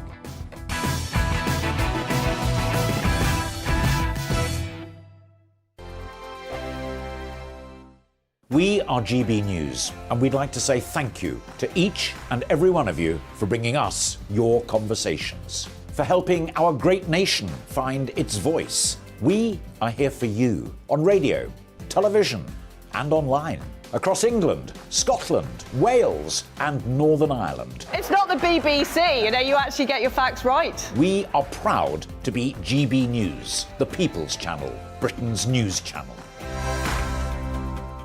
Hi there, it's Stephen and Anne. At breakfast from 6 a.m, you'll always be caught up with everything you need to know, the latest headlines, opinions and debates. We'll bring you the good news and the bad, but most of all, we're here for you. Remember, send in your views and let us know what you would like us to talk about. That's because we're your news channel. And every morning at 6 a.m, it's breakfast on GB News. Monday to Thursday on GB News, it's Bev Turner Today from 10 a.m. We're going to be here for you, our GB News family, to keep you up to date, but also make you smile. The guy went from puberty to adultery. And I can't wait to bring a few of my own opinions. I have no time for cultural totalitarianism. We'll engage in passionate, but always polite debate, with your thoughts and opinions at the centre of it all. Only on GB News, the People's Channel, Britain's news channel. Join me, Nana Akue, Saturday and Sunday afternoons on GB News. Expect fiery debate and passionate discussion as me and my panel tackle some of the biggest topics hitting the headlines. It's a place for everyone's opinion. No one gets cancelled, but no one gets an easy ride. Oh, she's on it today! Be ready for conversations that are fierce, frank, and of course, fun. Every Saturday and Sunday afternoon from 4 p.m. on GB News, the People's Channel. Join my show Farage, 7 p.m. till 8 p.m. Monday through Thursday, and there you will get opinion, analysis, debate, and I'll cover stories that nobody else dares to touch. You've been cancelled. Join the club. Oh my goodness me. And then for the last 15 minutes, talking pints. We're over a drink. We have a civilised conversation with someone. We very often disagree, but we do it in a grown-up way. Come and join me on Farage. We are GB News, the People's Channel. And right across the United Kingdom. You can find us on Sky Channel 512, Virgin Media Channel 604, Freesat Channel 216, Freeview Channel 236, And YouView, Channel 236. You can also take us with you on DAB Plus Radio. With the GB News app and at the website gbnews.uk. We're absolutely everywhere. Come join us on GB News, the People's Channel, Britain's news channel.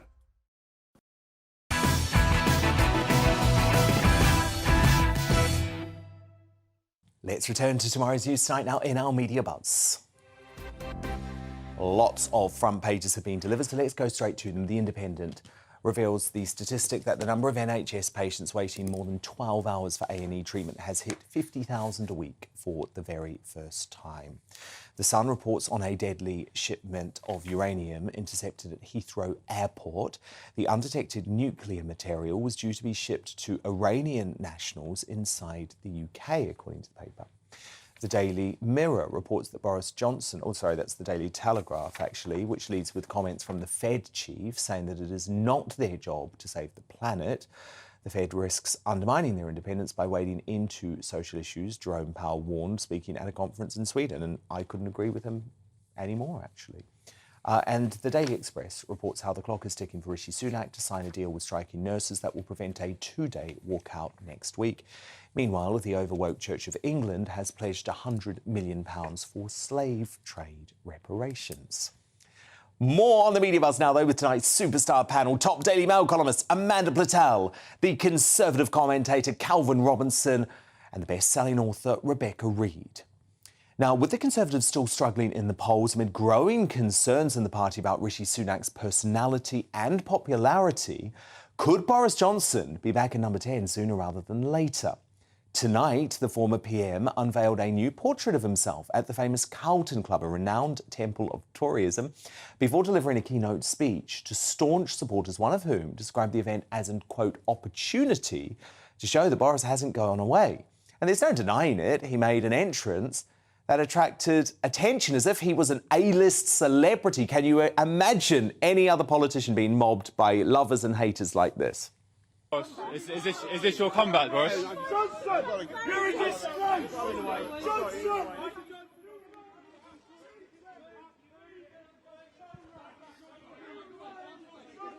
Oh, no. And in a typically no-nonsense Mail on Sunday column, former Culture Secretary and fierce Boris ally Nadine Dorries made a more direct rallying cry by declaring it's bring back Boris or die. But it appears not all Tory MPs are as keen on the return of Bojo. Business Secretary Grant Shapps has been left red-faced, I can't believe he did this, after he airbrushed his former boss out of a picture on a ministerial visit to Spaceport Cornwall as he held the first rocket launch from UK soil. Of course, Keir Starmer also reported to believe that Boris is the only person who can stop him becoming Prime Minister.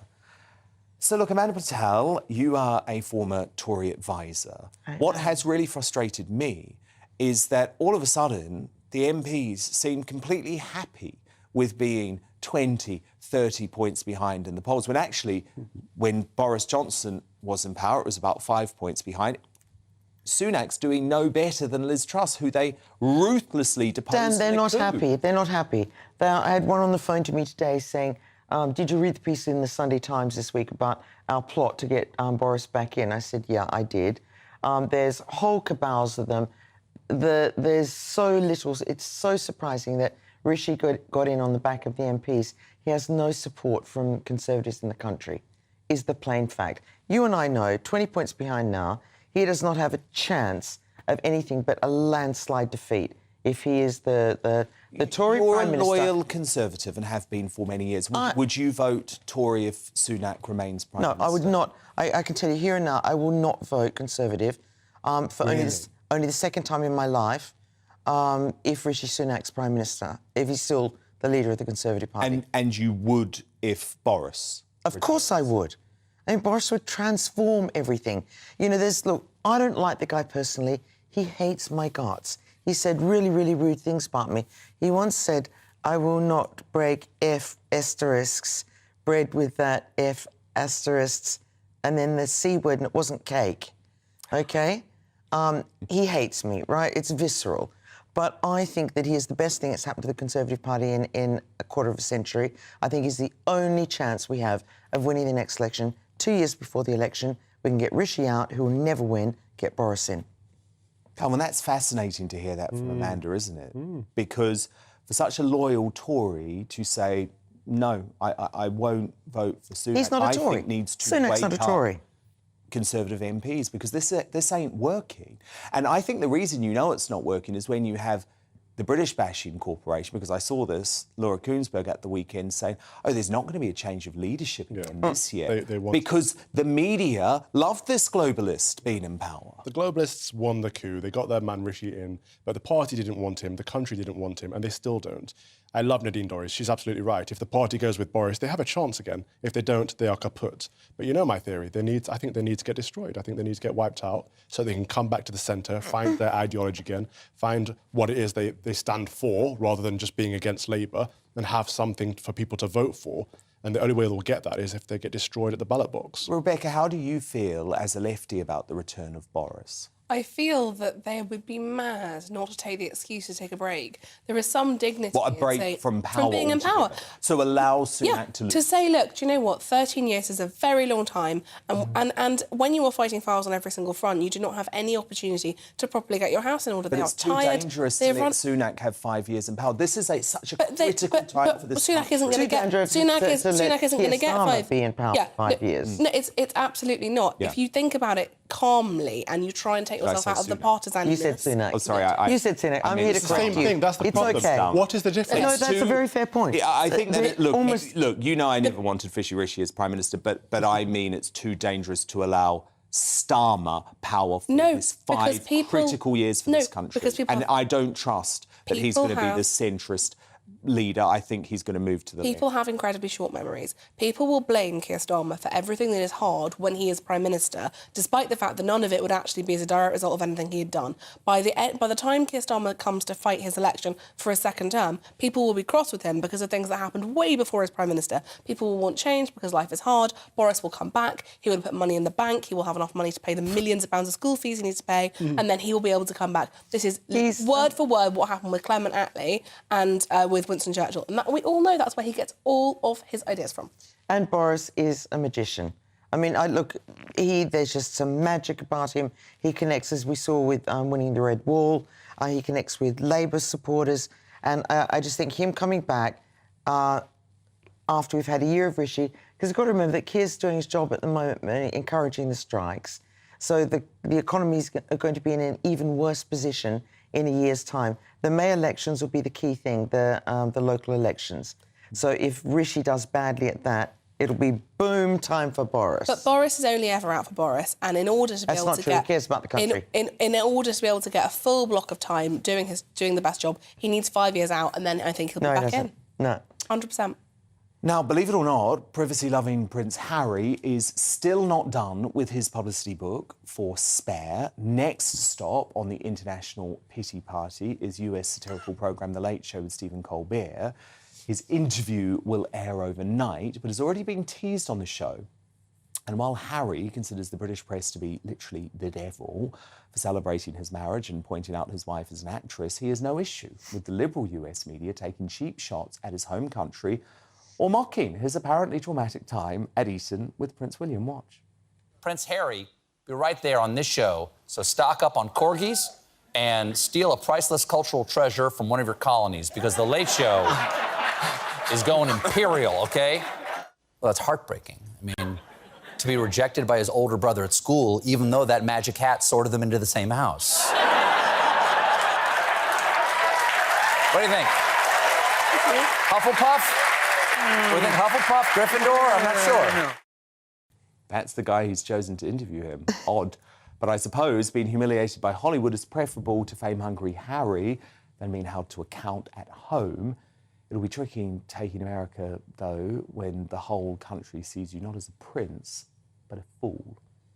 And we'll cover that interview on the show tomorrow night. Of course, Rebecca Reid, Calvin Robinson, Amanda Platel do stand by, because coming up, should former PM Theresa May be shamed for earning millions on top of her parliamentary salary, or celebrated? We'll discuss that as we crown today's Greatest Britain and Union Jackass. But first, as he's accused of having a one-dimensional view of how the media has ruined his life, has Prince Harry made a bogeyman of the British press? Fleet Street icon Kelvin McKenzie hits back, and he'll debate this new campaign to reinstate Lady Susan Hussey. Kelvin McKenzie live next.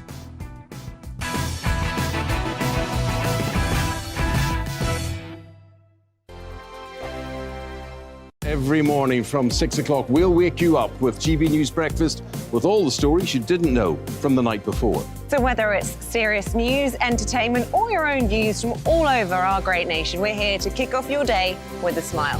The national media should be reflecting and reporting what's happening here. You will notice the northwestern accents. Whether you're with us on TV, radio, or online, every morning, it's breakfast from 6 a.m. Hope you can join us.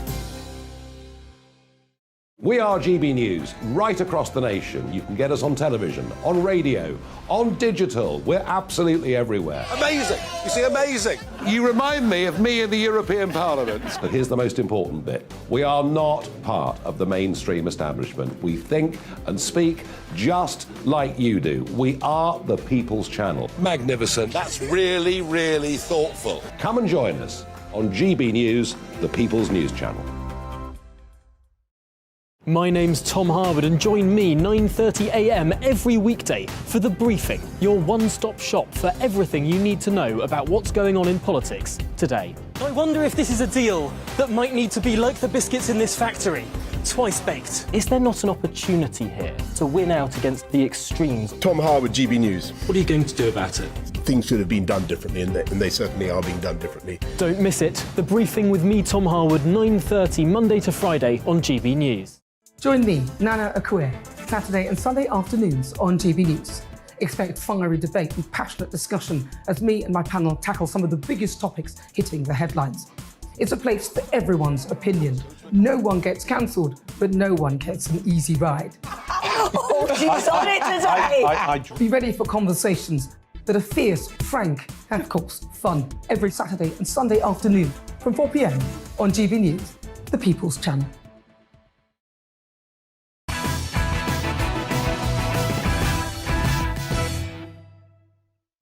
Time now for Uncancelled. And this is where Britain's top commentators speak out on controversial issues without the fear of the cancel culture sweeping the rest of the media. Prince Harry's been on a character assassination rampage, but one surprising element of his public blitz for spare was the defence of Lady Susan Hussey in her Buckingham Palace race row. He says Hussey never meant offence when quizzing Ngozi Fulani where she came from, despite the late Queen's aide and confidant being sacked and rapped by Prince William for the interaction. So now Diana's close friend Richard Kay has launched an impassioned call in the Daily Mail for Buckingham Palace to give Lady Hussey her job back. He writes, when even the race warriors of Montecito say Susan Hussey is blameless, it's time for the palace to give her back her job. Joining me now, Fleet Street legend, former editor of The Sun, Kelvin McKenzie. Now, Kelvin, you never believed Lady Hussey should have been sacked. So I presume you agree with this Richard Kay call for there to be a U-turn here from Buckingham Palace.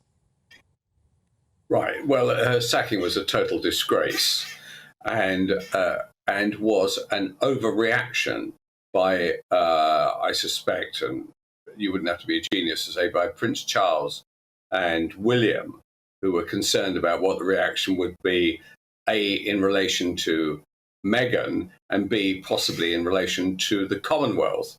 Now, look, there are the number of issues now begin to unravel. So is Harry being duplicitous by saying that both he and Meghan thought she was A, great, and B, according to Harry, she did nothing wrong? And secondly, already the palace have made one thing clear, that they have invited Lady Hussey to the coronation. Charles has invited her to the coronation. Right, it's just emerged. I didn't know this. I only know this through that rather brilliant piece by Richard Kay this morning. So the signs are all there. Why don't they give her some kind of friendly title to show the rest of the community who aren't necessarily fans of Ngozi, or the way that she managed to take almost a shorthand note of what had been said by an 83-year-old woman with slight hearing issues, right? All of which are reasonable explanations. But I know from having a look at my Twitter feed, there's a whole load of real racists out there from the other side of this argument, pumping it to enjoying the torture that this lady has been doing good stuff at the palace for 62 years, since 1962. Everything's going fine. She meets this lady right at a reception, sitting, nodding and bowing and all the rest of it, and wallop, suddenly her life is she goes down a different path. It's exactly. Completely wrong. And she never took a penny. She never took a penny for any of that work. And I think where Harry, not surprisingly, got it very wrong is he then went on to suggest that there's been some terrible hate campaign against Ngozi Fulani. No, there hasn't. But she put herself right out there in the public domain. And when you do that, you're going to get scrutiny. You're going to get scrutiny, as you say, about how she managed to record that conversation. You're going to get scrutiny about whether your charity is being run properly. And that's all that's happened. And what annoys me is Harry never seems to think that the media should be able to scrutinise any folk who agree with his political positions. No, the issue for Harry is he doesn't want any scrutiny at all. He wants to walk on water for the whole of his life. Life is not like that. He's at the top of a tree. He is going to catch it left, right and centre. And honestly, he should just get over himself. Nobody really cared about him until he decided to write his book. No, indeed. But could you believe this today? After everything he said, here he is, posing for a photo shoot on the front of People magazine. So this is the same outlet which Meghan's Hollywood friends ran to when they gave that infamous leaked story about the Duchess and her dad. So how can he trash the British tabloids 1 minute, Kelvin, and then be posing up for what is really an American supermarket tabloid the next? Well, he doesn't have any sense of himself. He doesn't have any sense of he has this one view, oh, I hate the press, I hate the press. Oh, hold on a second, these people can be useful to me as long as they don't, and all kinds of things. In his audio, I've just heard it tonight, somebody sent it to me, he attacks Rebecca Brooks. Yes. I mean, honestly, goes absolutely mad at her. By the way, he gave you a whack as well, didn't he? Yes, he did. Honestly, he has. I'm in favour of that, by the way. I'm in favour of journalists being attacked. 101%. I'm in favour of it. Go ahead. But the truth about the matter is he wants to butter his toast both sides for himself. Yeah, well, what I've realised, he seems to attack the journalists who have broken legitimate stories about him. So he attacks Robert Jobson, a friend of this show. He attacks Camilla Tominay, a very great journalist who now hosts a show here on GB News. And yes, I think he called me, what was it, a sad little man? Something like that. But he doesn't deny that the story that I was breaking about him was true. What do you make, though, Kelvin, when you look at the stories that he tells of the press invading his privacy as a teenager? Do you think the British media should have any regrets about that? Well, look, honestly, if he were a guy that was living some kind of monastic life, I totally agree. But honestly, he's a teenager in the spotlight all the time, literally from the moment he was born. It is something that, you know, as I say this over and over again, it's like a captain complaining about the sea. I'm afraid it's something you just have to live with. And he has a hatred because he blames the press for the death of his mother. And that was the final point at which he snapped. The guy's clearly not very well. He attacks everybody. He has punch-ups with his brother, hates his dad, hates his stepmother, hates everybody. What on earth is wrong with this guy? Can't he look to himself? The only person he probably doesn't hate is the therapist who's getting paid $500 an hour to listen to this tosh, you know? And who's on speed dial?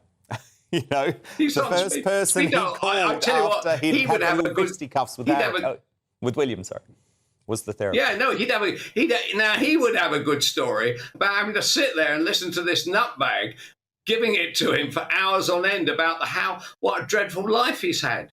Honestly, ordinary people, there are some people out there right now in the UK and all over the world, or Ukraine or somewhere like that, who are having very difficult times. Prince Harry is not in the first 4.5 billion people on this planet who's having a tough time. Get over yourself. Have a lovely life in California. Leave us alone. Drop your titles and get on with it. I'd love him to explain. You see, I thought Tom Bradby did a very poor job. Why didn't he ask him? Me too. Why didn't he say, give up your title? Give up your title, Harry, and then a lot of this stuff will go away. But we know and why when he was did it. asked that question, he said, well, what will that achieve? Well, actually, the answer to that, A, is quite a lot. Financially, he'd probably be a lot worse off. But secondly, it would make him a much more private figure. Indeed. So why didn't And he Bradby, would who have a probably clear gets spot paid for the $500,000 royal a family. year to do this? Well, we know why, because Bradby is Harry's BFF in the media, and that's exactly why Harry picked him to do the interview. But look, Fleet Street legend Kelvin McKenzie, I hope Harry was listening and takes your advice. Former editor of The Sun, great to have you. But it's time now to reveal today's greatest Britain and Union jackass. So my superstar panel return, Amanda Patel, who's your greatest Britain nominee? Mine is the actress Sarah Lancashire, who's in Happy Valley at the moment. Great BBC show. Sorry, the BBC. But she is, and it's not happy, so don't turn it on thinking it's going to be happy. Great that she's a middle-aged, big lady who really rocks it, and even better that her show on Sunday night got 1 million more viewers than the Harry Windfest. Calvin Robinson, your nominee. Mine is Their Royal Highnesses, the Prince and Princess of Wales, for showing dignity and stoicism and getting on with the job and ignoring this nonsense of Harry and his silly book. Rebecca Reid, your nominee. I'm going to pronounce the surname wrong, but mine is J.R. Moringa, who was the ghostwriter who did Harry's book. Because I was very worried it was going to be a boring PR fest with no gossip. And as a messy who loves drama, it's really made my day. Well, my GB is William and Kay. I have to say I had huge sympathy for William by the end of the book when Harry's saying William lunged at me. I thought, God, I can understand why. Amanda Patel, your Union Jackass nominee. It's got to be our Prime Minister Rishi Sunak, who says that his big idea is that we all need to do maths when the only maths we need to do is that if he stays as Prime Minister, Labour will get about a 300-seat majority. Calvin Robinson? Justin Welby, the Archbishop of Canterbury, for finding £100 million to waste on virtue signalling when it's the Christian abolitionists that ended slavery. And actually, there's been no contrition or no reparations for the child abuse victims. He managed to find money for that. And Rebecca Reid, your nominee. Mine is Theresa May, because she's earned over 2.5 million on top of her salary.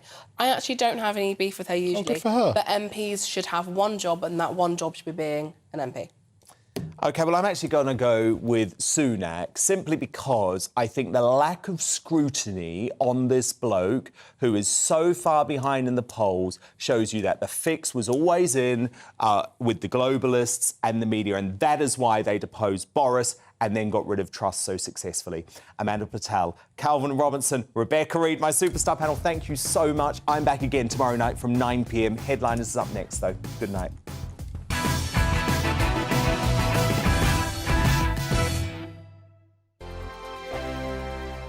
We are GB News, and we'd like to say thank you to each and every one of you for bringing us your conversations, for helping our great nation find its voice. We are here for you on radio, television, and online.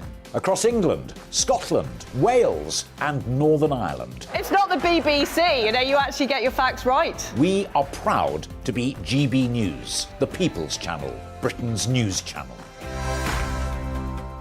Monday to Thursday, 9 p.m. till 11 p.m. Join me, Dan Wootton. I'll bring you the sharpest takes and hottest debates. Do you not believe in prison? I don't believe in prison. I'm completely stunned. I guarantee you there'll be no spin, no bias, no censorship. I actually was personally quite offended by it. And no reason to go to bed. So I guess they've always been quite woke. That's Dan Wootton tonight on TV, radio and online. Monday to Thursday from 9 p.m. till 11 p.m. on GB News. The People's Channel, Britain's news channel. My name's Tom Harwood and join me 9:30 a.m. every weekday for The Briefing, your one-stop shop for everything you need to know about what's going on in politics today. I wonder if this is a deal that might need to be like the biscuits in this factory, twice baked. Is there not an opportunity here to win out against the extremes? Tom Harwood, GB News. What are you going to do about it? Things should have been done differently, and they certainly are being done differently. Don't miss it. The Briefing with me, Tom Harwood, 9:30 Monday to Friday on GB News. Every morning from 6 o'clock, we'll wake you up with GB News Breakfast with all the stories you didn't know from the night before. So whether it's serious news, entertainment, or your own views from all over our great nation, we're here to kick off your day with a smile. The national media should be reflecting and reporting what's happening here. You will notice the northwestern accents. Whether you're with us on TV, radio, or online, every morning, it's breakfast from 6 a.m. Hope you can join us. We are GB News, right across the nation. You can get us on television, on radio, on digital. We're absolutely everywhere. Amazing! You see, amazing! You remind me of me in the European Parliament. But here's the most important bit. We are not part of the mainstream establishment. We think and speak just like you do. We are the People's Channel. Magnificent. That's really, really thoughtful. Come and join us on GB News, the People's News Channel. Join me, Nana Akue, Saturday and Sunday afternoons on GB News. Expect fiery debate and passionate discussion as me and my panel tackle some of the biggest topics hitting the headlines. It's a place for everyone's opinion. No one gets cancelled, but no one gets an easy ride. Oh, she's on it today! Be ready for conversations that are fierce, frank, and of course, fun. Every Saturday and Sunday afternoon from 4 p.m. on GB News, the People's Channel. We are GB News, the People's Channel. And right across the United Kingdom. You can find us on Sky Channel 512, Virgin Media Channel 604, Freesat Channel 216, Freeview Channel 236, and YouView Channel 236. You can also take us with you on DAB Plus Radio, with the GB News app and at the website gbnews.uk. We're absolutely everywhere. Come join us on GB News, the People's Channel, Britain's news channel.